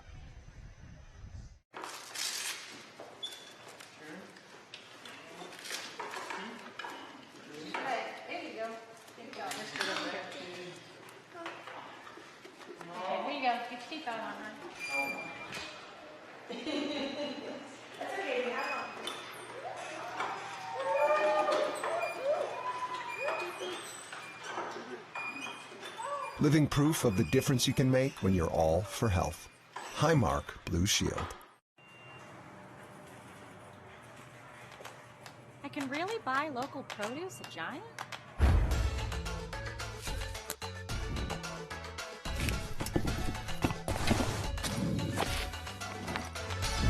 Yep. brought it in from our backyard. Well, not my backyard, but close. Sweet. Find out about our backyard at giantfoodstores.com/local. Giant, the official grocery store of the Philadelphia Phillies. Hit the road with Jack. Hit the road with the Judgy and Bubba family of dealerships. 8 great franchises in 3 locations. Buick, GMC, Hyundai, Mazda, and Stettler Dodge Chrysler Jeep Ram. A G and Bubba family dealership. Over 20 million in new and pre-owned inventory with unbeatable service after the sale, too. There's a reason the G and Bubba family's been a part of your community for decades. Hit the road with Jack and find out why. The Jack G and Bubba family of dealerships. 3 great locations. Online at gmbubba.com.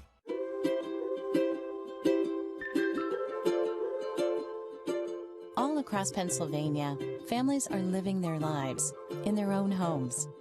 Not long ago, none of these families believed it possible. And then they discovered there was someone who could help. What was once only a dream is now a reality. Welcome home.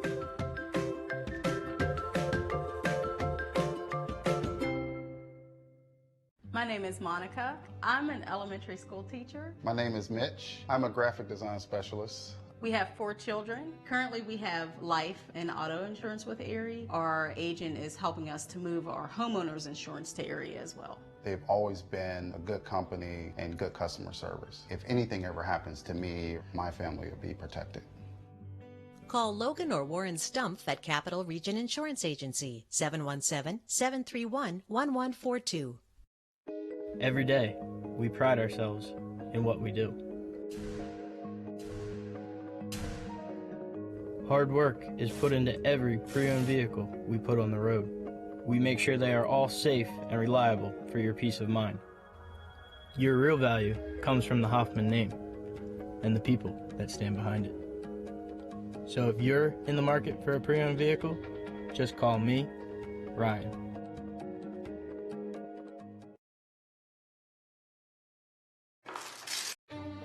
What were you thinking, Chuck?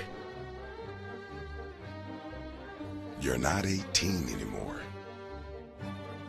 Is my leg supposed to bend like that? 6 months on the heating pad. I hope it was worth it. I wonder if cartilage grows back.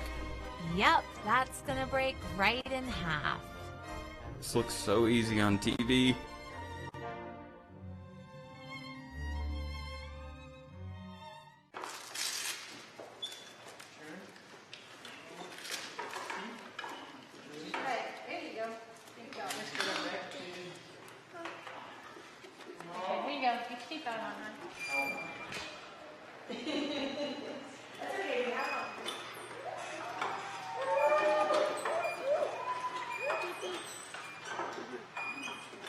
Living proof of the difference you can make when you're all for health. Highmark Blue Shield.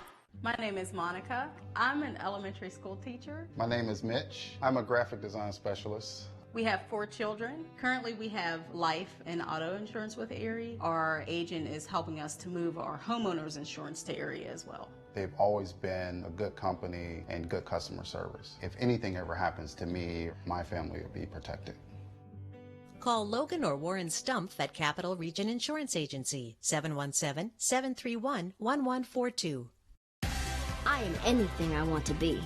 I am one of the faces of Commonwealth Charter Academy. I go to school online, tuition free.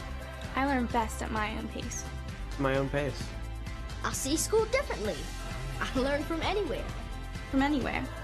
I'm an artist. I'm a musician. I am an athlete. I am anything I want to be. And I won't stop learning. I am CCA.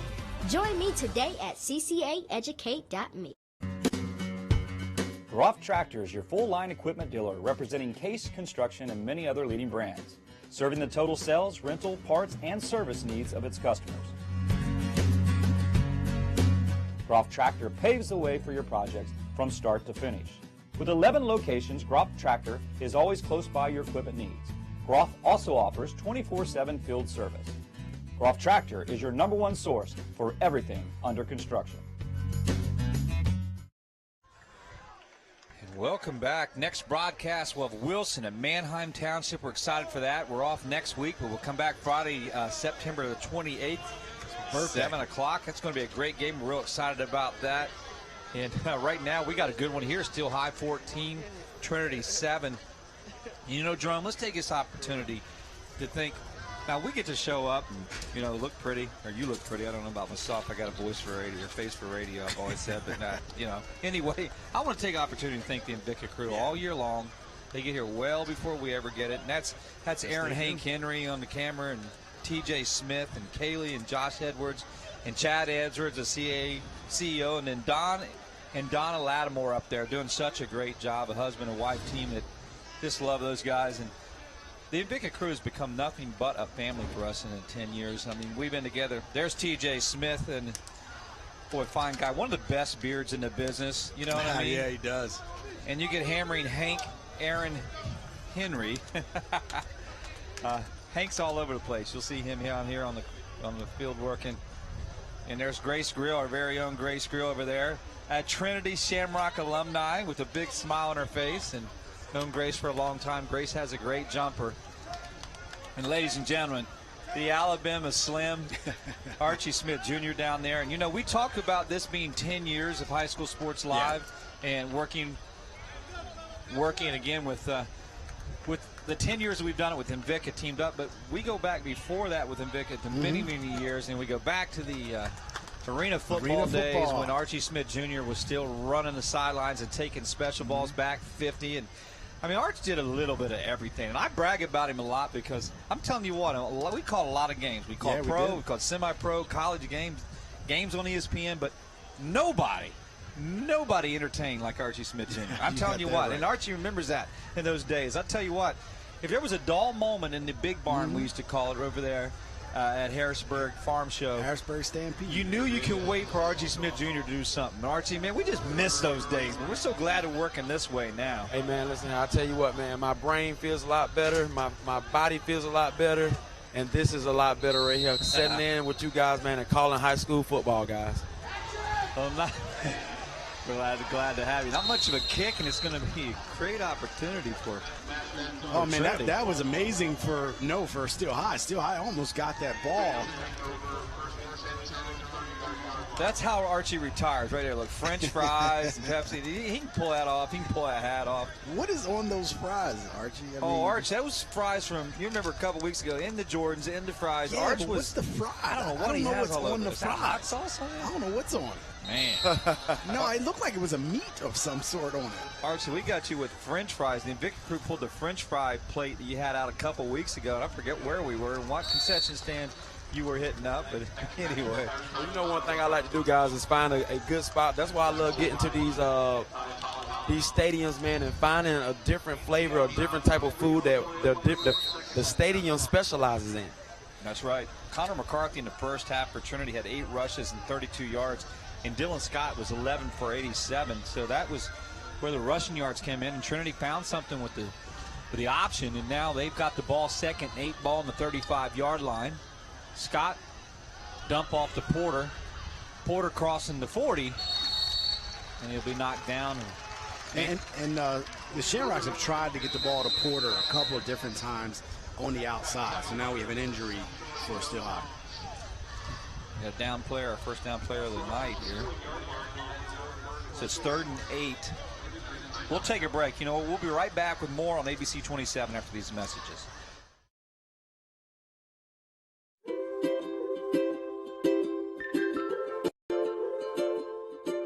All across Pennsylvania, families are living their lives in their own homes.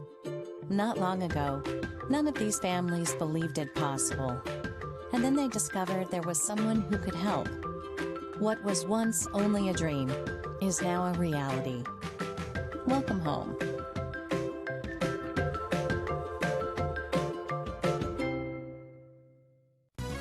Hit the road with Jack. Hit the road with the Judge and Bubba family of dealerships. 8 great franchises in 3 locations. Buick, GMC, Hyundai, Mazda, and Stettler Dodge Chrysler Jeep Ram. A G and Bubba family dealership. Over $20 million in new and pre-owned inventory with unbeatable service after the sale, too. There's a reason the G and Bubba family's been a part of your community for decades. Hit the road with Jack and find out why. The Jack G and Bubba family of dealerships. 3 great locations. Online at gmbubba.com. Welcome back. We're glad to see this young man getting up and coming off the field for Steel High. And I mean, that's Henry Flemister. And if you see it, I mean, he went down. Did he go down on I'm sorry. It's number 7. I'm sorry. That's Jones. That's Rashawn Jones. Like his shoulder. Probably his shoulder. Dang, yeah, he hit the ground pretty hard there.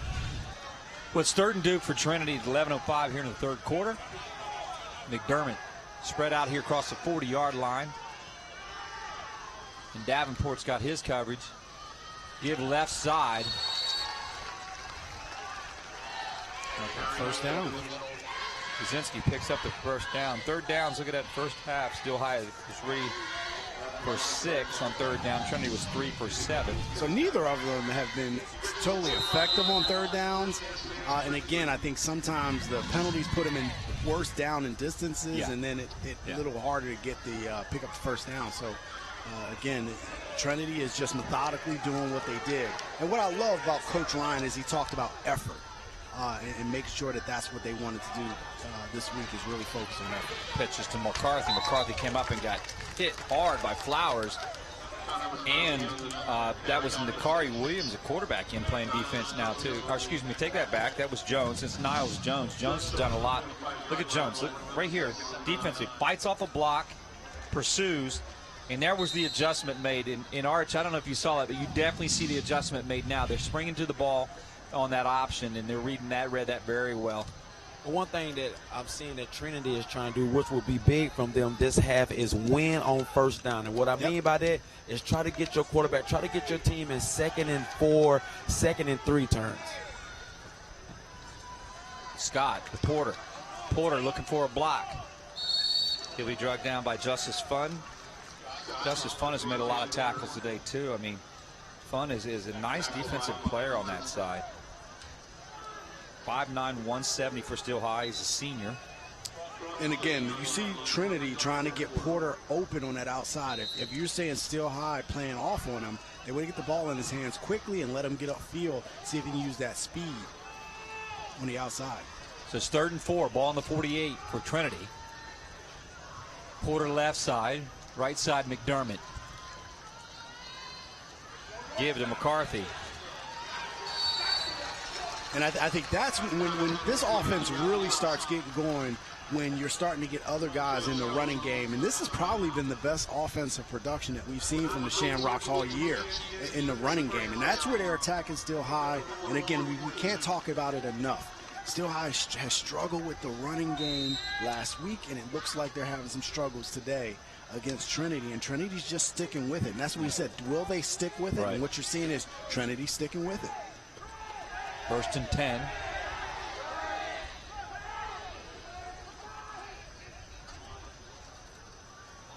Scott, instead of pitching, he'll keep it. And this time, Steel High is actually really starting to pick up their defensive effort. Henry Firmster on the tackle. Yep, and he came from the backside. So again, just track the play down. And sometimes to stop the run, especially the option going the other way, you need your offside defensive end to come down the line hard to shut down any cutbacks. And he was able to do that on that play. So good defensive effort, brings up a 2nd and long for Trinity. Henry Flemister is a senior, 6'1", 210 pounds. 2nd 11, 42, the ball. Scott going to roll. Look downfield. There was really no one open. He's going to keep it. And that's what rolling Scott out does. It gives you the opportunity to go run past. And if he doesn't get open, if he doesn't see an offensive player or receiver open, he's able to tuck it and run, gets it more manageable 3rd and 6 for the Shamrocks. So let's call it 3rd and 5 at the 38. 7:38 to play here in the 3rd quarter.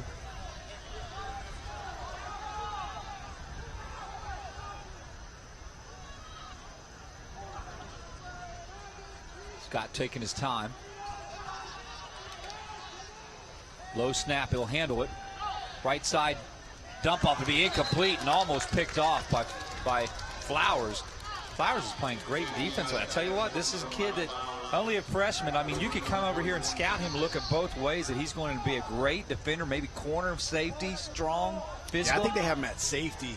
But I'll tell you what, he breaks on the ball very well, and he can catch. So that's a dangerous throw for Trinity.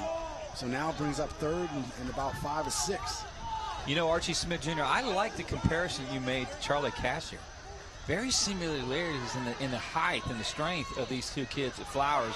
And Charlie looked a lot like that. Yeah, Charlie was a little bit more put together. Defensively, he was a gem. He was. But, I mean, there are some similarities in the length and the size and the fact shoulders that of this they kid. both play. You know, they both play as freshmen. But, you know, that's the one thing with Catcher was he was such a defensive but he dominated both ways. And we're seeing a little bit of that today with Flowers being, you know, 6 foot. A 9th grader that's showing up that, you know, he's showing that it's nothing about it. He can just come out here and do his thing. Right. And the greatest thing about this, guys, is not everybody can do it. It's the faith and the trust from your head coach that you put into a young guy like this, because coming from the middle school and coming from these, sometimes your body and sometimes you're not mentally ready for the high school ball. But some of these kids is, man, if you have a head coach like Coach Irby is who believe in this guy, man, it only makes you work harder in the offseason. You're right, Arch. That was an illegal forward pass. Yeah. It'll be a takeover. It'll be still high ball.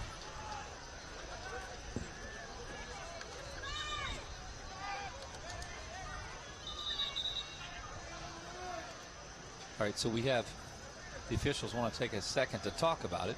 7:06 to play here, third quarter. 1st and 10 for Steel High. The ball will be on the 40-yard line. And take a look at Trinity, how far off their DBs are, especially on the wide side of the field. You have a corner that's looks like he's close to 15 yards off the ball where the safety is. So they're trying to defend the deep ball on this play. And if you're Steel High, you got to look at that and say, you know what, let me get it to our player short and see if he can go. He's 10 yards off the ball. Oh, what a great play, Williams to Jones. Jones crossing a 40-yard line, the 30, still on his feet across the 20 and down the sideline at the 10-yard line. And what a great play. Definitely. Jones just takes off right up the field. You spread the Shamrocks out, and he goes right upfield. And a nice misdirection, gaping hole for Jones, and he tears off a big run. That was a counter play, a counter cross. The old counter cross. They got that right across the 10-yard line. You don't see the counters as much anymore. It's a great play, though. 1st and 10, ball on the 15-yard line. It's one of my favorite old go-to plays in the old days is that counter cross. Arch, that was a great play call. Yes, it was. You can see still in the start of the pound the middle. They're trying to take a play out of Trinity's playbook now. They're not going towards the edge. They're starting to attack the middle now. And when you have that 3-4 defense, you know, one of the things about the 3-4, and I call them these capsules, they have capsules where you got a lineman, space between lineman and a linebacker behind it. And those are good opportunities. If you can get some linemen on guys, you can actually get some big holes in that 3-4. So you see Steel High attacking downfield. So it's 2nd and 5. Ball on the 10-yard line for Steel High. They're up 14-7 here in the third quarter. Williams to Flowers over the right side. McDermott will come up and make a tackle. Along and tripped him up also was Diamante Porter. Yeah, Porter comes up, makes a good tackle on the side, brings up 3rd down. And again, Trinity needs to, you know, they have to hold. They can't go down 2 touchdowns against this roller team. So 5:47 to play, 3rd down and 3. Williams looking over at the sideline to Coach Irby to get the play. I'm really impressed with Williams' play. He's got twin receivers right, twin left, taking his time.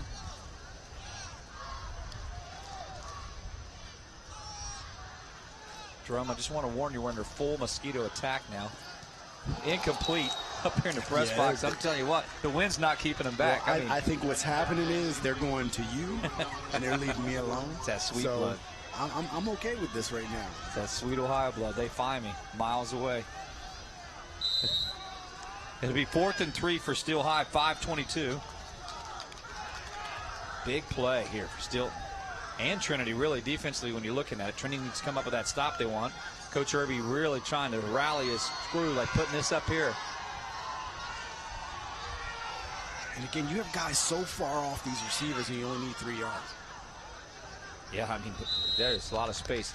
Actually, it's going to be a timeout. I think Steel High is going to want to take an opportunity. Coach Irby's going to take time to talk about it. We'll be back with more on ABC 27 after these messages. What were you thinking, Chuck?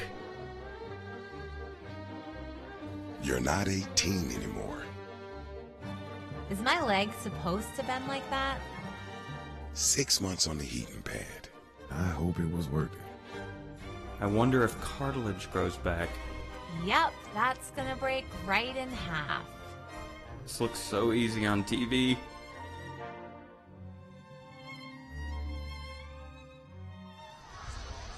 Well, welcome back. 5:22, 4th down and 3. And Steel High is going to talk about it a little bit. This is a big, big play for Steel High. It is for both. I mean, think about the yardage that Trinity has given up on this drive, and if they're able to shut this down, I mean, you talking about a morale lift? That would be huge for Trinity. No doubt about it. I mean, wow. So it's 5:22, 4th down and 3. Man, we got a big one here. And you talked about the space that Trinity is giving those receivers. They're giving them all kinds of gaps and opens. Let's take a look at what Williams has got here from Coach Irby. Williams trying to get him to jump off sides. So he's going to go to the line and hold on to your paperwork here, ladies and gentlemen. The wind is starting to pick up. Jet sweep fake to jet sweep. Williams, right side. Williams going to walk in the end zone. Touchdown, Steel High. Boy, there's no indication he's short. From where I was, I thought he got in. Yeah, he was just short, but he picks up the first down, so he gets the first down.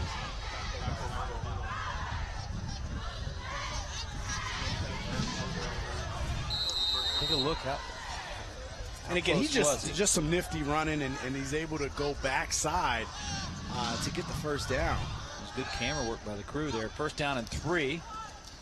Williams will get in. He'll walk in this time. It'll be a touchdown. Steel High on the board again. This time, Nakari Williams says, I'll do it myself from with legs. So Steel High, an opportunity to go up 2 full touchdowns. And that was just a good drive. That was started out with Jones's big run earlier in the drive, and Steel High just motored downfield and puts points on the board. Get a little bit of distance from this dangerous Trinity Shamrock team, because they've played pretty good football today.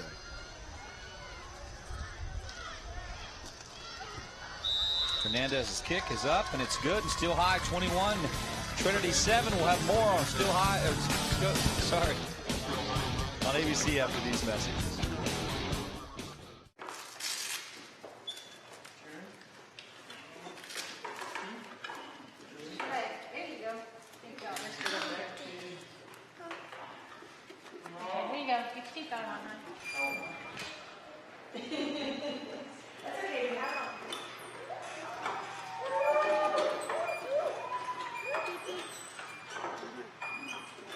Living proof of the difference you can make when you're all for health.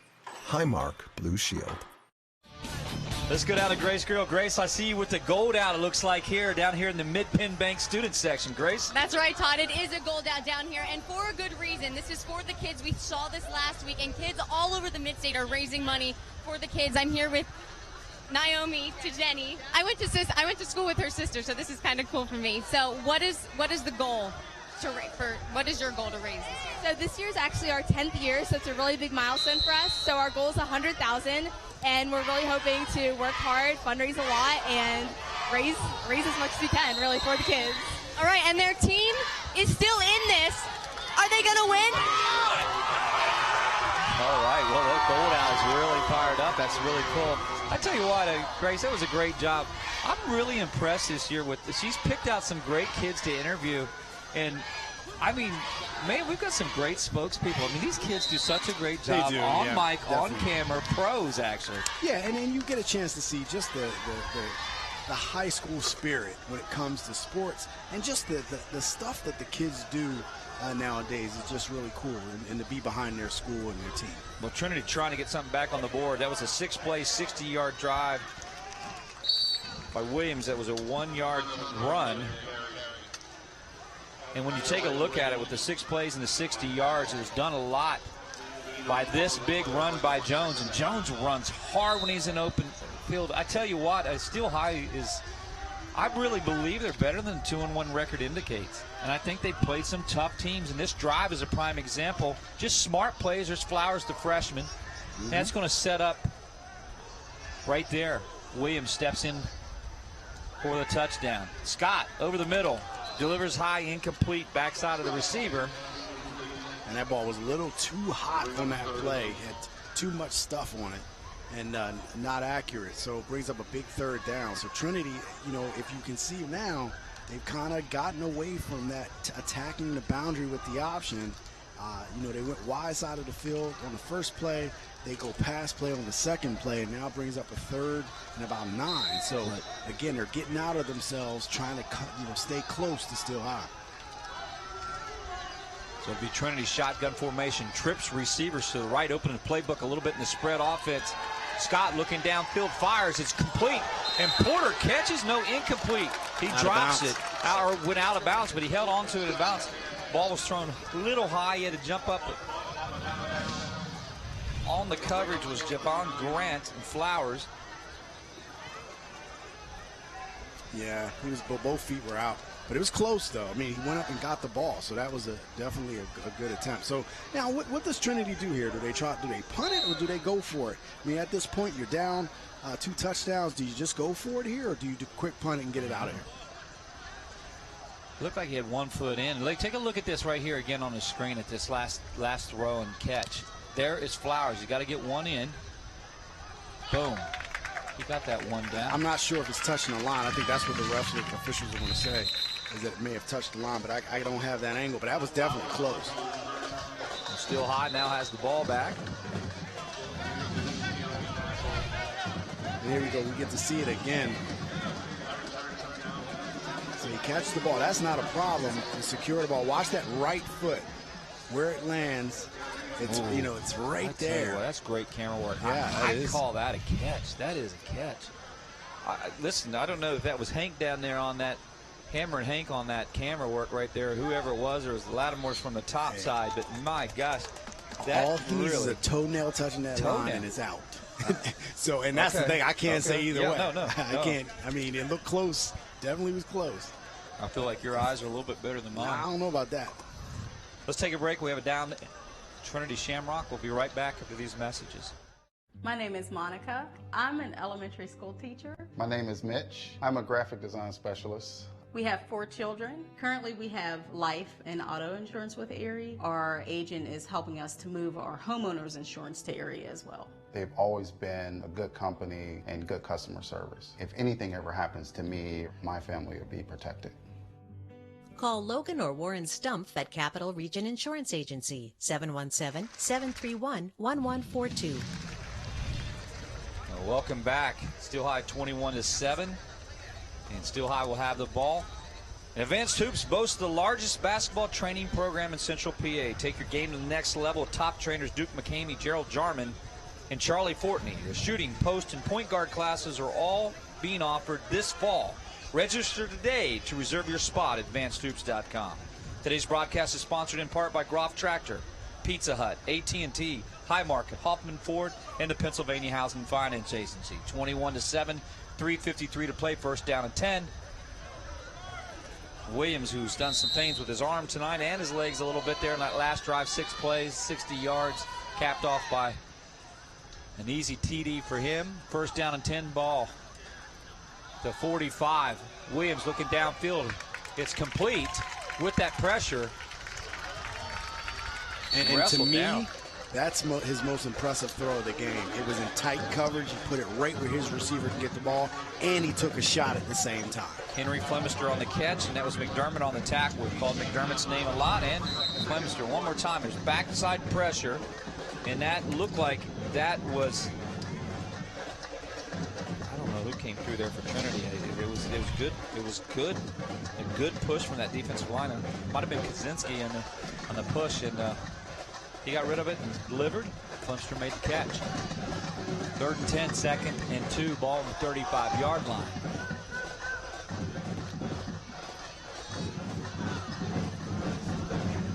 Williams making his reads, dumps off to Jones. And there's flags down on the play.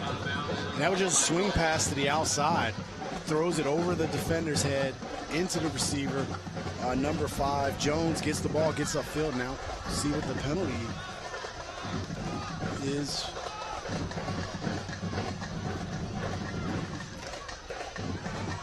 Looks like it'll be an illegal shift for Still High, so that's going to come back.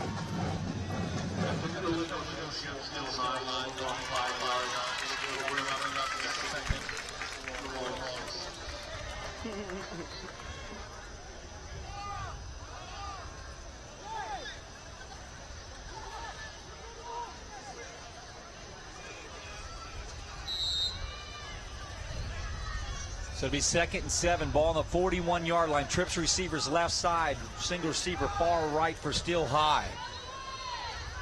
Still High up 2 touchdowns with chance with another opportunity. Williams dangerous with his arm. Time. Jumps off it. Oh, incomplete. Him right between the numbers. That was Salik Clayton. And let's go to Jerome. You got some scores for us from around the area. Definitely. Red line area is up on Central York, 35-21 in the 3rd quarter. We have Warwick 21-0 over Hempfield. We have Middletown, who's came back from that Bishop McDevitt win, up 63-0 on Camp Hill in the 4th quarter. Wilson up 10-6 on Manheim Central.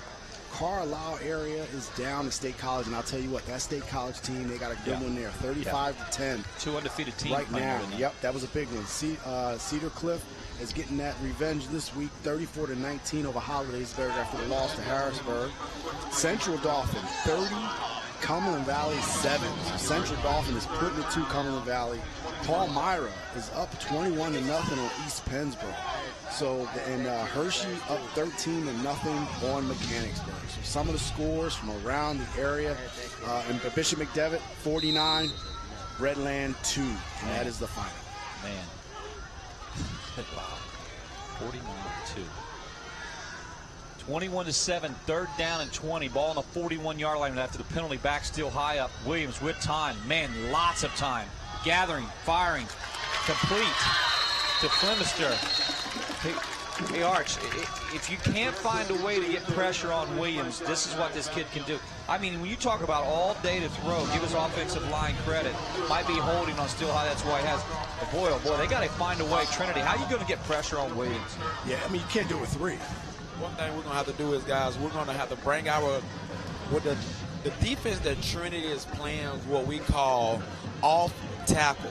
And what that means is my DBs are going to play off, and we're just going to come up and make the tackle on the catch. But this quarterback has so much time. And you know what, guys? We are blessed again for 4 weeks in a row seeing 4 studs at quarterback. This kid can make every pass on the books. Yeah, and again, I'm impressed. You know, and the coach talked about it when they first got him in. They knew right away what they got in him. And again, he was probably slated to start at Harrisburg or had a good chance before coming over to Still High. Williams, backside pressure, didn't quite feel it. Pushes his receiver to keep running. Rashawn Jones, that's incomplete. I even like as a junior, he's actually directing his receivers. Hey, look, get downfield, I'll get it to you. He had backside pressure by Connor McCarthy. McCarthy brought the pressure. If you see it right here. And he's still, look, I know he feels him.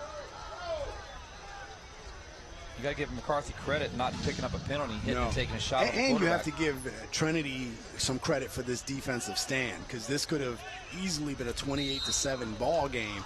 But they dug in, they stood. Like Coach Ryan said, they put in some maximum effort, and look, they get an opportunity to force a punt. And some penalties definitely help. Well, Grant will come on to punt. Porter back to receive for Trinity. 2:27 to play here in the 3rd quarter. And Coach Irby's going to call a timeout. Still High's going to take one. We'll take one as well. We'll be right back on ABC 27 after these messages. I am anything I want to be. I am one of the faces of Commonwealth Charter Academy. I go to school online, tuition free. I learn best at my own pace. My own pace. I see school differently. I learn from anywhere. From anywhere. I'm an artist. I'm a musician. I am an athlete. I am anything I want to be. And I won't stop learning. I am CCA. Join me today at ccaeducate.me. Well, welcome back. We got the Trinity cheerleaders also in their gold out. Again, this is Childhood Cancer Month. And Love what the teams are doing in high school. Is doing raising money, making awareness. We got a lot of mini-thons up and around the area. And check this out. This is great. This is absolutely what everything's all about. That's pretty cool. You know, yeah, we got Warriors that are going to play each other later, but taking the opportunity just to shake hands with the kids. They got to come out for the coin toss. They're so man. big. This is They're really so cool. big to those kids. That's cool. Looking up to them like that. That is so cool. Makes it really special. And again, I know for Trinity, Porter will not field that punt. And my thought is get the ball, because that saves you so much field position. He could have saved about 30 yards there in field position, but he's not getting the ball. And again, you can put up a fair catch. Well, both you guys did your share of returning punts. Archie Smith, I mean, Jerome is right about that. I mean, you guys, I mean, you're two best guys to talk about returning punts and kicks. Well, one thing that I thought Jerome hit spot on was the lack of, showing these, every kid, challenging these kids to make sure that you catch this ball in the air, because that ball dropping, like you say, rolled an extra at least 18 yards, and that's 18 yards that you lost by not catching that ball in the air. Yeah, that's like the third or fourth time that's happened.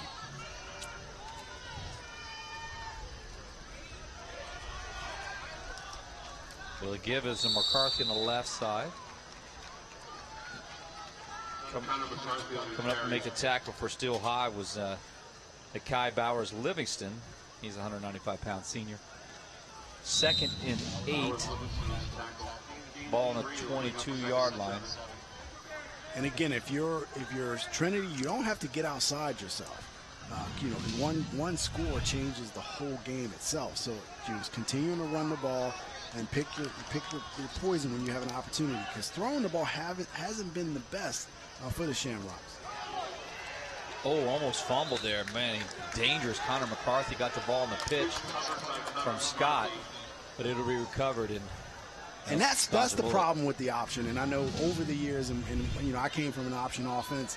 The one thing you have to do, and it's a timing thing, is turnovers. You have to make sure that you're securing the ball with turnovers, and it's repetitive, repetition. And sometimes you have a situation where a quarterback tries to make a play when he probably should eat the ball, and he pitches it in the grass, but was going to pitch, and that's when you start having problems, and that can turn the tide of a game. So it's 3rd and 10. 57 seconds here in the third quarter. Scott rolling to his left. Completes to McDermott. McDermott at the chains. Did he get it? Arch, can you see where you are? Did he get it? I do see a first down, guys. Spot moving the chains. That is a great play when they needed a Trinity here, man. You do not want to give the ball back to Still High. And McDermott just squats right beyond the marker, and I love that. You need 10 yards. Smart play. You take 11-yard pattern, and you sit down in the zone, and that's what he did. Gets the ball first down. I mean, all levels, guys. You see guys who just don't get to the down marker on the third down, and they're short of it, inches, and set and squat 11, and you got it. Left side. And that was McCarthy on the carry. He's becoming the workhorse now for Trinity. Well, I'll tell you what, one of the things that Coach Irby is going to need to do is tighten up this run defense. You have two coming up. You have Middletown and you have Milton Hershey, both power running teams. Yeah. And I mean, Milton Hershey can throw 3 different running backs at you, and we know what Lopez can do at Middletown. And right now, if you think DeLone Catholic can do that, these two teams can do the exact same thing. Well, that's the end of the third quarter here at Cobo Field. Trinity down 14, 21-7. Still High. We'll have more on ABC 27 after this one.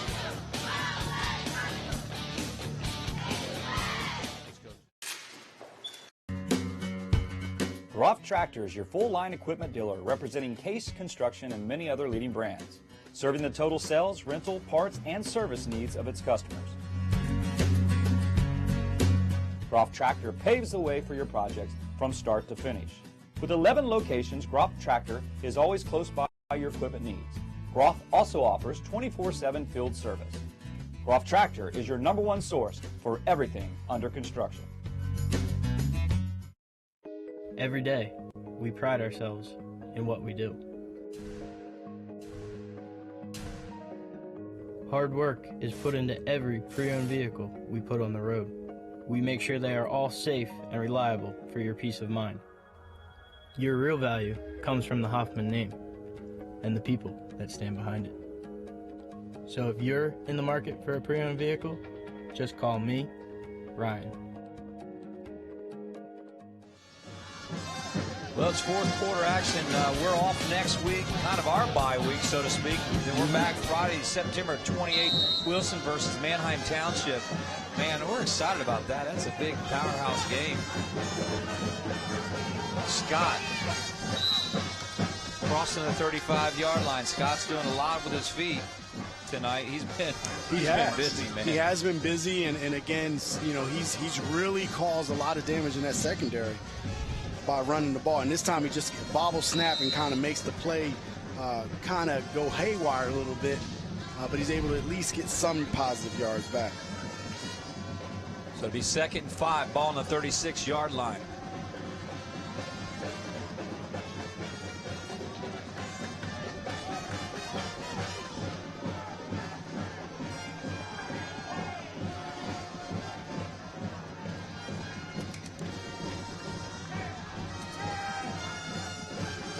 Scott throwing it to be intercepted and be picked off.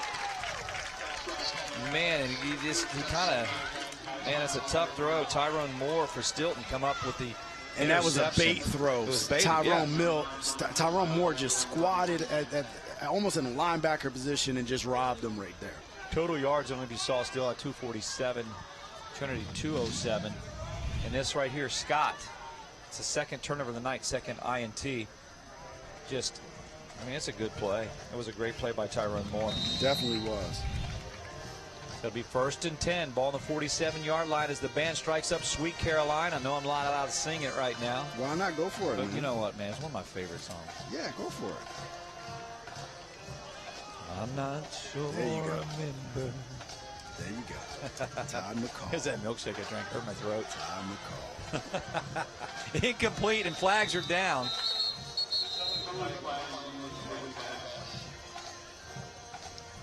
I think the spring becomes summer, something like that. Anyway, 1st down and 10, 47-yard line. Don't let me get myself carried away. But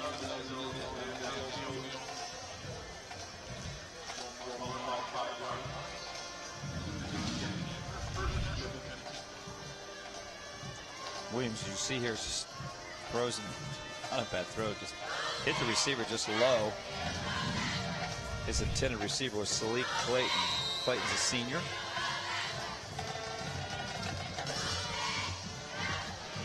So 1st and 15, ball on the 42-yard line. Twin receivers and a single receiver far left. Williams, a little shuffle pass to Flimster. Flimster across the 50-yard line. And again, you know, still high. You know, they kind of got this game under control at the moment, and they don't want to do anything to change that. So again, try to make some safe plays and do what you need to do to keep this game where you need it on your side of the ball. So you may want to see still high. I mean, are they going to take their shots, or are they going to try to run the ball and run this fourth quarter out? Well, 2nd and 8 on the 50-yard line, just shy of the 50.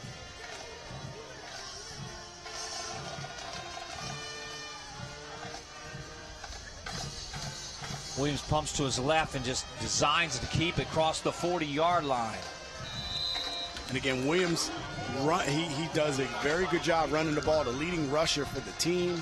You see some big blocks out front for still high. Peyton Ward will come up and make the tackle with Trinity, but man, here's another way he can hurt you.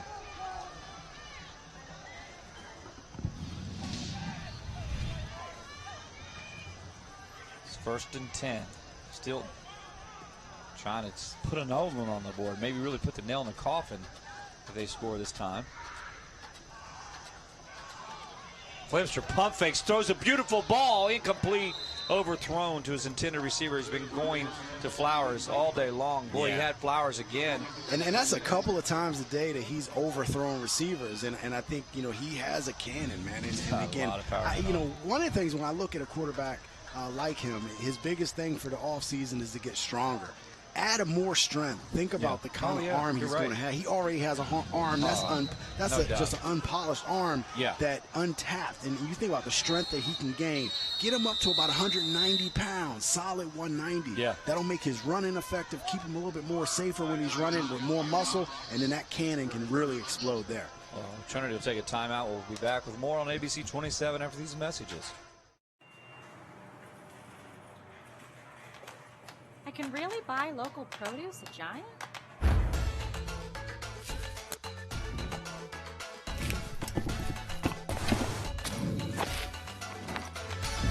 Yep, brought it in from our backyard. Well, not my backyard, but close. Sweet. Find out about our backyard at giantfoodstores.com/local. Giant, the official grocery store of the Philadelphia Phillies. Well, welcome back, 21-7. I mean, we're almost getting close to start talking about our Hoffman Ford player of the game, and I don't know. I mean, depending on what happens here, but I like what Williams has done. Jones has done a nice job. I mean, if Still High will go on to hold, boy, I don't know. We'll have to go down to Arch and see what Archie thinks, too. I mean, if Still High was to hold here and win, I mean, where would you look at Hoffman Ford player of the game? I like what Williams has done with his arm and his feet a bit, but, boy, Jones has ran hard, too. Hey, I totally agree with you guys. I think he's been running power, good, hard football, and making some great plays in the run game. Williams has to keep it. McDermott chased him down and missed him. I got him. I missed him. It was McDermott that missed him. It's knocked out of bounds across the 40, make it 30. And I think I would. I mean, with now, you think about it with Williams, and you said it, his arms and his legs, and he gets in the end zone both ways. He's thrown touchdown pass. He's run one. So I would see that. He's last throws of the game, 10:09, 21-7. Ball is in his hands, and his thing is, I want to have a ball in my hand. Yeah. So I think I would go him now that I think about it. Yeah, he's a junior. Man, think that this kid has got this year another year to play. A shuffle pass, Flimster, left side, running hard. That was a well-designed play right there. What a great call again. They've gone to that twice now, Arch. This time again, I mean, Trinity's had really not any way to stop it. And what it is again is it's another run pass option. And ladies and gentlemen at home, we want you to know that little flip is a pass. Yes. It's not a handoff. It is a pass. It counts in the category and the stat as a pass. And it's the yards after that makes it big, too. 1st and 10, ball on the 39-yard line, 9:44. Still High knocking on the door here, putting some effective drives together.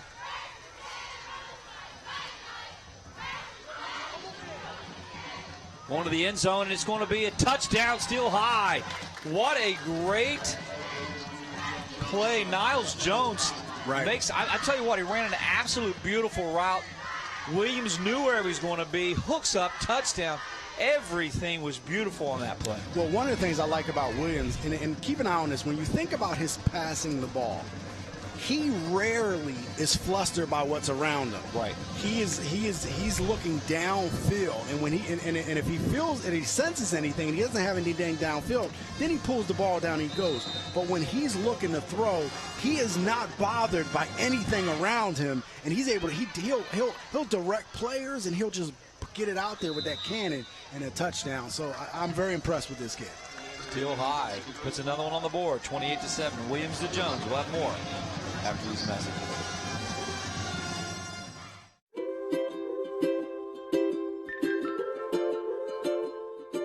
All across Pennsylvania, families are living their lives in their own homes. Not long ago, none of these families believed it possible. And then they discovered there was someone who could help. What was once only a dream is now a reality. Welcome home.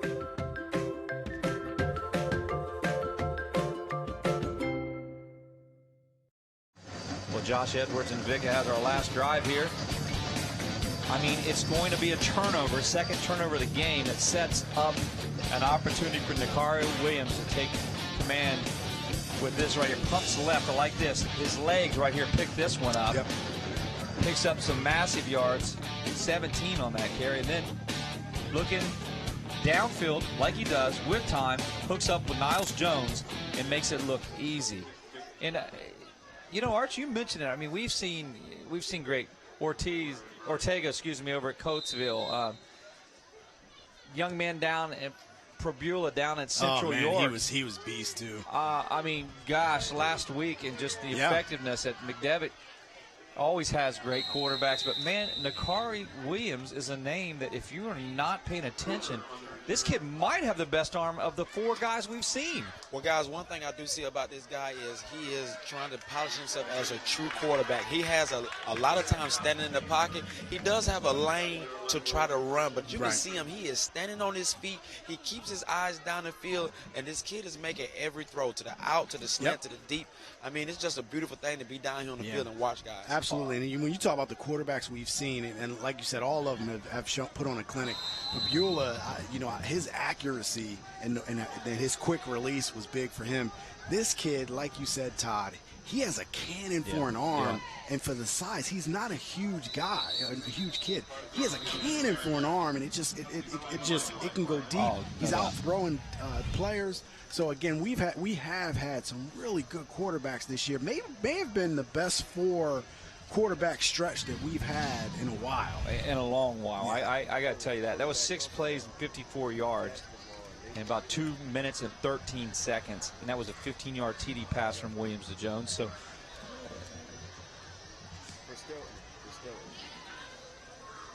yeah, he plays basketball and baseball in Nakari Williams. Hey, you know, Arch, this is an opportunity for me to ask even both of you. You know, Jerome, who played at Shippensburg, Alabama State had Auburn last week. But, Arch, I mean, this is a kid right now. Is this a kid that maybe, you know, you start talking to anybody you still know down in Alabama State, you know, for you, Jerome, is this a right now, I believe people should be in the backyard looking at this guy. Well, what happens is when you have a guy that comes up under the radar, you know, people here in the state that we started taking notice, but he really starts to get national notice around Game 7, Game 8, and later going on to the postseason, because this builds his resume. And guess what? He will not be up under the radar come next year, guys. No doubt about it. And I think a good thing on that, Archie. I think the biggest thing for him is he didn't play last year at Harrisburg because Harrisburg was set at quarterback. He comes to Steel High, he's unknown. I mean, I think that the idea is this was his chance, so he's proven it. I think the one thing that he may have a problem with is the fact that he's playing at a smaller division, so that may quail some of the you know, not to say we haven't had guys play at small division go on, but he's coming into his junior year.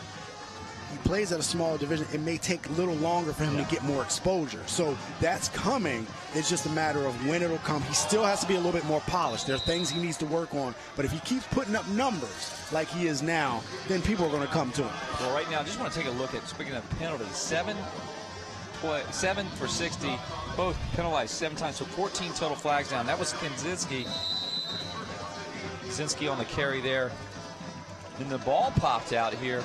But Trinity managed to recover. And that was just Grant comes up and just hits the ball carrier right where the ball was. Could be 1st and 10, ball on the 49-yard line.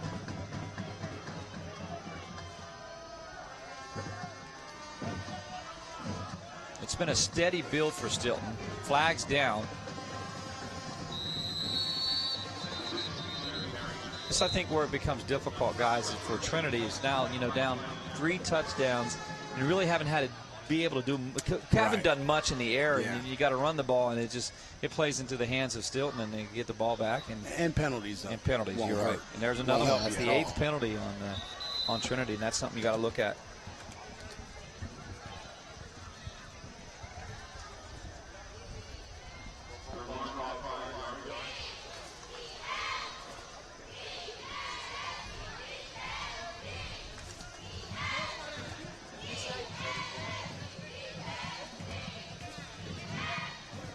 It's 1st and 10, ball on the 43.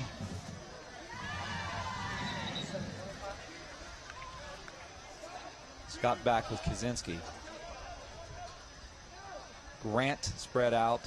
Far side is Porter for Trinity.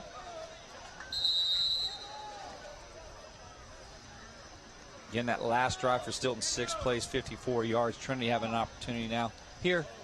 Trying to put one on the board. It'll be incomplete by Scott. He's just really struggling right now. He had Porter open. Right. Well, again, you're taking out, you know, the 6 because of the score now with 7 minutes left. What you were doing to damaged this Still High defense, you're kind of out of that now. You know, you have to try to score quickly. You have to do something that you haven't been as successful with, and that's throwing the ball. So right now, you're, like you said, you're playing kind of in the Still High's hands. They now can pin their ears back and just come up and let the secondary play. You saw the pick on the other side of the other possession. So 2nd and 19, 43.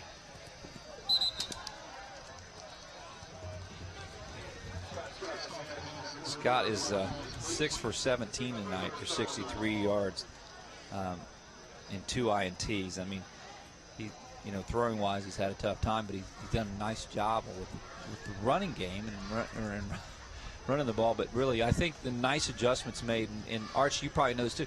I thought Stilton did a great job. Whatever Coach Irby talked to him at halftime, they were able to run the option out, and somebody stayed on the quarterback, somebody stayed on the pitch, and I thought that they really corrected that come second half. Well, guys, it's just like we set up in during the halftime post. It's all about adjustments. Who's going to come out and make the best adjustment right now? And Stilton went in.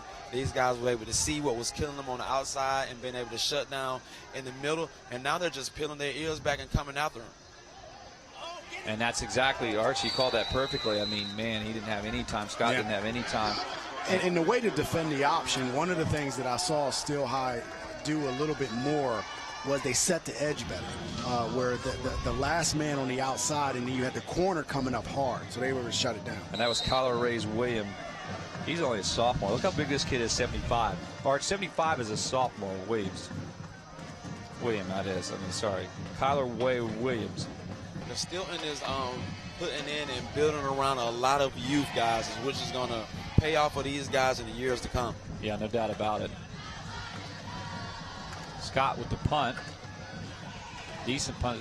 Well, it's going to. And again, you pick that. You got to get it out of the air. Arch, me and you have to go to these schools, man, and try to teach these returners how to catch punts, man. Hey, well, one thing that I'm looking at, man, in today's football, man, you're looking to try to catch the ball because guess what? They have taken out so many ways that the gunner can run down the field and be able to tee off on a returner.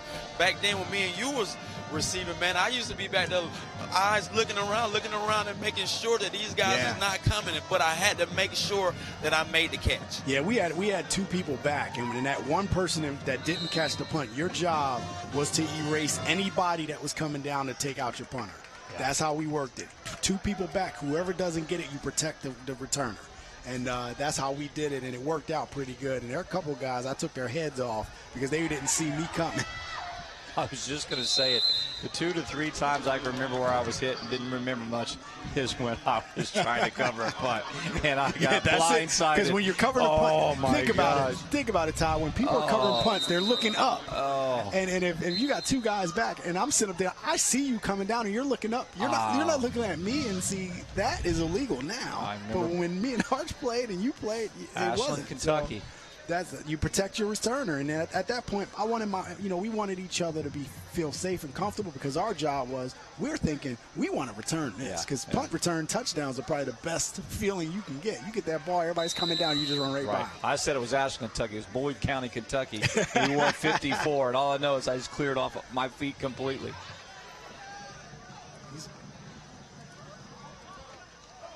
And you know what, guys? When I talk about returning punts, I think it was my dad who took me to the side after that ball game, and he walked with his arm around me. He said, "Son, you're 6 foot, you weigh 105 pounds. I think you shoot the ball better than you play football." You need to go to so he said, "It's time to maybe just look at what you might want to do." And I think it was after that season that I just went back to the basketball side. So, you know what? Hey, Dad was right on that one. You know what I mean? Sometimes dads have to make the call, right, Archie Smith Jr.? Sometimes you just got to make the call. Yes, you're exactly right. Time with Williams. Scary time. Drops off. And look how hard Jones runs. My goodness, Jones still on his feet, dancing, and he'll be taken down on the backside. Jones is very impressive, Niles Jones, and Connor McCarthy will come up to make the tackle. Here's the one thing that I'm noticing about Jones. It looks like he's faster now than when he was in the first part of the game. he looks fake. Wow, he's like being shot out of a cannon. Look now. At this. He just takes it and goes, and I like how Williams moved the defense by looking the defense off and then going to the swing pass. And that gave so much room for Jones to get upfield. Jet sweep. Coming across is Grant. Grant across the 20. Flags are down. It's probably going to come out. Grant's going to go into the end zone for a touchdown, but I believe it's coming back left side. Holding. I mean, I believe, I don't know, guys, I believe you could probably run that jet sweep 3-4 times in your possession and get something out of it. Well, again, you're starting to see the roller offensive line dominate the line of scrimmage. And again, that 3-4 defense, it gives you a lot of possibilities, but it is susceptible to getting run on. Yeah. And that's the one thing, what makes that 3-4 defense goes, a solid 3-4 defense is a massive nose tackle. Right. Extremely aggressive linebackers and defensive ends that can set the edge and really cause havoc inside. And when you don't have that, it opens, you have gapes that are naturally there. And if you don't have guys that can fill them, it makes it very difficult. So it's a very difficult defense to run. But, you got to give Shamrock some credit for pulling it in.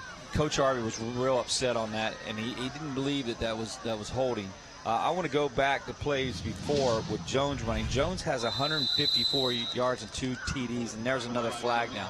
So, Arch, Jones's number is 154. Now, that's passing and receiving, because he's had a lot of yards receiving. He has had that, too. But, guys, what we have going down in here, what was Coach Irby was irate about was, if you can see that from that last play, it was a unbalanced formation. Got it. And he was letting the refs know that we did set up and let you know that it was going to be off balance. And, they went the other way, and now they gave him a sidewind run. Oh, okay. Jet sweep again. They're going back to that. That's Grant right side. And again, you see these Steel High coaches, they're really heated down there. 4:20 and ticking. And again, they have the game under control. Running the ball, running the clock out. Okay, so it's 2nd 12. We've got a whistles. Ball's on the 24. And I think they got to bring, I think it's a chin strap they're going to bring. Well, Grant took his helmet off. Oh, did he take it off? Grant just took it off right when he was going to go up to the line of scrimmage, and the official was saying, yo, you got to come out. Can't do that, yeah. As soon as that helmet's off, it needs to come out. I don't know. Grant looked a little bit like he was a little bit woozy, but maybe he's okay. 2nd and 12, ball on the 24-yard line, 4:06 to play. Still High, looking like they have another opportunity here to try to put one in. Twin receivers left, single receiver right. Williams spinning the ball around in his hands with time. Goes to Jones on the out. It's incomplete. And that was a good close on the ball. That's Kaczynski. And that's like the 3rd time he's come up on that corner on those long throws and laid it on the receiver as they're laid out a little bit by Williams. He's got something to be a little bit fired up about. He's like, all right, it's 3rd and 12, ball at the 24. He was stirring it up here a little bit. All right. 3:52. 3 receivers in the 11, single receiver right. Williams to Jones. Jones across the 20. Down to the 10. Jones is not going to be touched. Touchdown, Steel High Rollers. Wow. Boy, does he make it look easier. Yeah, Why? and again, you had linemen at the 2nd and 3rd level that are downfield. Those big horses. And that's one thing. Steel High's offensive line is very big, and those guys can move. You saw them in the 3rd level. Big number 75 planting a Shamrock lineman out of bounds pretty much. And that's what happens when you get wore down in a game and you have limited numbers and limited quality numbers to back you up. Man, I don't know, man. Guys, Jones is that's 3 TDs for Jones. Oh, man, what a night. Might be hard to call Hoffman forward player of the game. And Stilton now really putting it on Trinity. Kick is up and good. And Jones in your living room right here. One move right out here, bounces outside, and touchdown. We'll be back with more on ABC 27 after these messages. Hit the road with Jack. Hit the road with the Jack Giambalvo family of dealerships. 8 great franchises in 3 locations. Buick, GMC, Hyundai, Mazda, and Statler Dodge Chrysler Jeep Ram. A Giambalvo family dealership. Over $20 million in new and pre-owned inventory with unbeatable service after the sale, too. There's a reason the Giambalvo family's been a part of your community for decades. Hit the road with Jack and find out why. The Jack Giambalvo family of dealerships. 3 great locations. Online at Giambalvo.com. Welcome back. Our last drive. I mean, it's Still made it look really easy. Williams dumping off, and that's what he does. And you got to give his receivers credit. And then we go back to Niles Jones, and Niles Jones goes, let me take this drive and show you how to do this thing right here. Bounce outside, one move right there, walks into the end zone. Speed, power running. He's a solid runner, looking a lot like those backs. That was 7 plays. And I would say if there was one thing that was missing from Steel High the first 3 weeks is that back that just torches teams like we've seen in the past. And now we have found it in Jones. 7-play drive, 72 yards. Jones capped it off with a 23-yard touchdown. And you know what time it is? It's time really right here, man, for the Invicta Hit Parade. Hit Parade. Sponsored by Invicta Video. We got flames and stuff now. We got the Hit Parade from Invicta. And, you know, you got running backs coming up. And then you got linemen on the Hit Parade. Number 64, Dominique Kelly doing his thing. You got defensive linemen doing their thing. Ooh, coming up in offense trying to deliver some blows on the outside. Oh, man, and that was one of my favorite hits by Livingston coming up from the middle linebacker position. And then you think you're going somewhere and you run into your own guy. That's part of the Hit Parade, too, and then everybody else comes along. Then you got, quarterback leaves you out to try a little bit. Man, come on, QB. Kaczynski comes up with the pop on the sideline. The Hit Parade. That was sponsored by our Invicta Video and Invicta HD Solutions for many companies at home. HD does it from concerts to football to everything. I mean, the trailers will roll with Invicta, and so will the Hit Parade. So will the Hit Parade. That has to happen. And that's what football is about. Clean tackling. So we don't put any Hit Parade stuff on that as illegal. So we don't want to do that. All clean. We want to emphasize clean, really good tackling, solid tackling. And you can still do that even within a protected football sport. Yeah. You can still come up and lay the wood Ooh, like boy, that. right there would be and a that Hit would have Parade. been on it too. When you hear the pads crack. Pads cracking. And then you're good to go. You know, you can do what you want, and Archie talks about it all the time, Jerome. You talk about you can do all these things to clean up football. When it comes down to it, you square shoulders. Football is still one of the toughest things. It will make you a man really fast. You get hit sometimes. And if you've never played football before, never took a crack, either by accident, a helmet to helmet, or shoulder to shoulder, or laid up where you laid on your back, or hit down on your shoulder, or hit down your knees real hard. Football is tough. It is. Sometimes you do not feel it on Saturday. What I remember is waking up Sunday and feeling like, dang, that hurts. Yeah. Well, one thing, guys, that I give big major preps to, and these guys, the coaches these days, is they are coaching the players to clean it up, man. Since in every last 4 games that we have, I haven't seen the, like you say, the target and helmet hit that was in a lot of games as last year. So you can see these coaches is cleaning it up. They're watching the NFL, they're watching the college. But we both know, man, in the line of the fire, man, it's kind of hard to try to pull up, but trying to learn to hit with your shoulders is just a new age, a new style of the game. Absolutely. Yeah, I'd agree. Big run by Kaczynski. Kaczynski down the sideline, cross the 20-yard line. Kaczynski on his feet. Touchdown Shamrocks. He got there. Kaczynski just, he had a full head of steam, squared his shoulders, and he had blocks. He did, and once he squared those shoulders, you saw him turn on another gear. Like, heck no. And I saw some guys coming from Stilton on the other side, wondering if they can catch him. And Kaczynski was like, no way, I'm taking this to the house. Good run by Kaczynski, outrunning the entire defense of the Rollers. He's fast. Yes, he is. Good kid. Give Kaczynski some props on we that. thought Pryor, Kendall Pryor had a shot, but he outran him too. Kaczynski, boy, I got to give him credit. There's something right there. Now, actually, there was a quarterback change too in Trinity, and that Peyton Warner came in, the sophomore. Wow. A little bit more late action by Trinity. Kick is up, and it's good. Trinity goes on the board. And that's effort. Yeah. That's effort. Regardless of what the score is, you keep playing. And that's good coaching. Yeah, right. 35-14. We'll be right back with more on ABC 27. Kaczynski down the sideline. What were you thinking, Chuck? You're not 18 anymore. Is my leg supposed to bend like that? 6 months on the heating pad. I hope it was worth it. I wonder if cartilage grows back. Yep, that's gonna break right in half. This looks so easy on TV.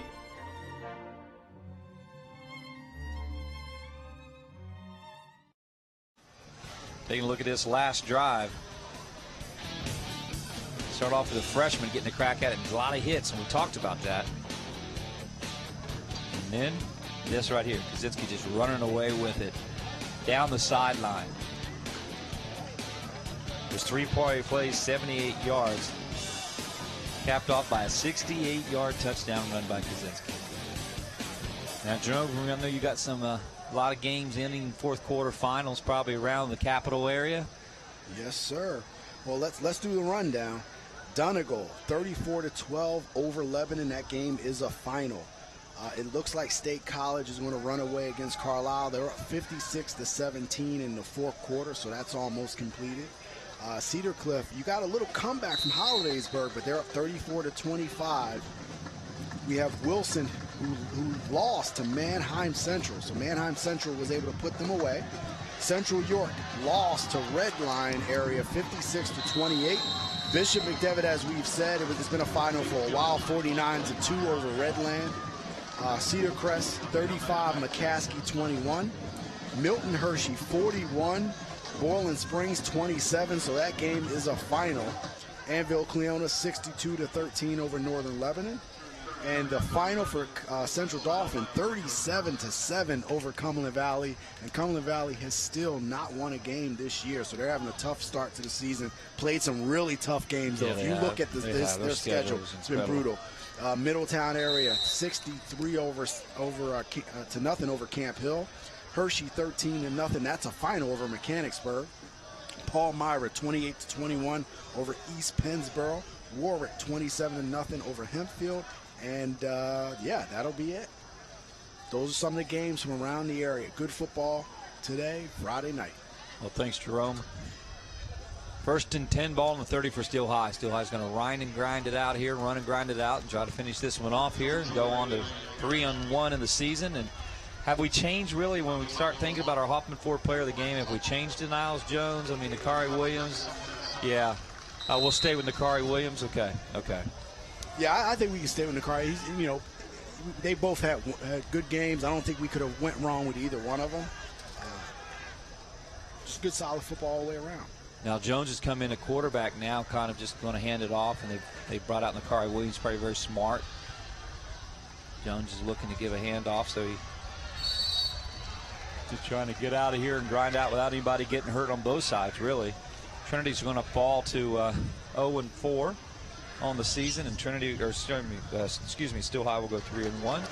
And here's the thing, Todd. This game, it's 35-14, of course, but this was a lot closer than what the score will tell, especially in the first half. We saw a Trinity team that came out with a lot of fight, and this game didn't get out of hand until the midway through the second half. So, again, Trinity has some things to build on. It's not a dead season. The team has fought. They put forth a lot of effort to come out here today, and they actually showed their fans in the crowd, 3 good quarters at least against Steel High. So time ticking away here, 4th and 10, ball on the 30. So Trinity will get the ball back here, maybe for a play or two.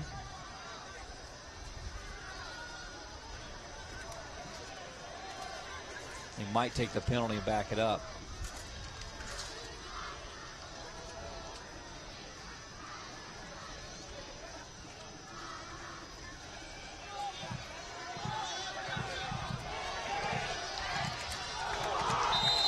Flags are down on the play.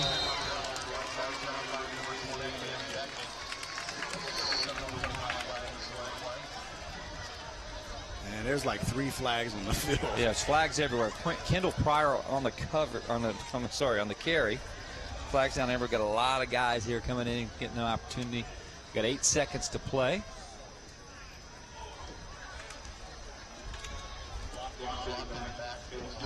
It's going to be blocking it back and Steel High to bring it back.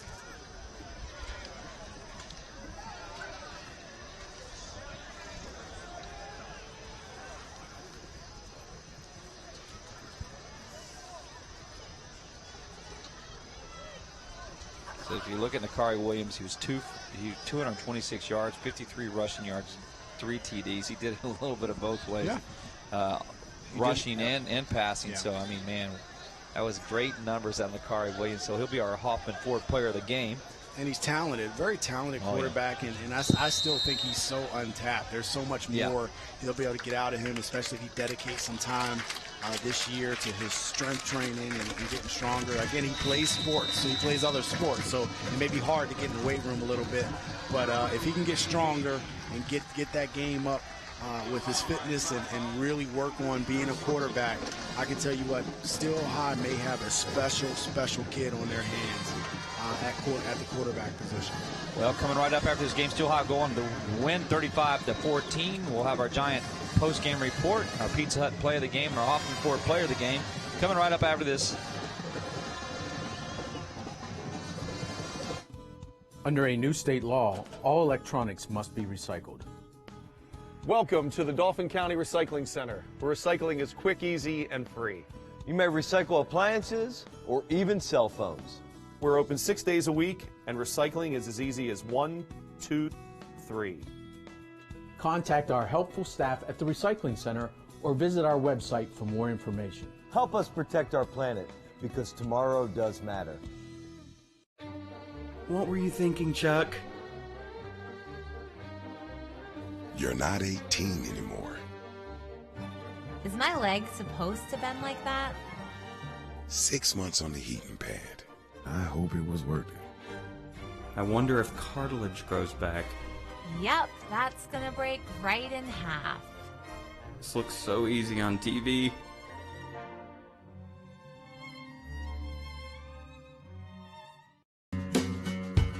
Groff Tractor is your full-line equipment dealer representing Case Construction and many other leading brands, serving the total sales, rental, parts, and service needs of its customers. Groff Tractor paves the way for your projects from start to finish.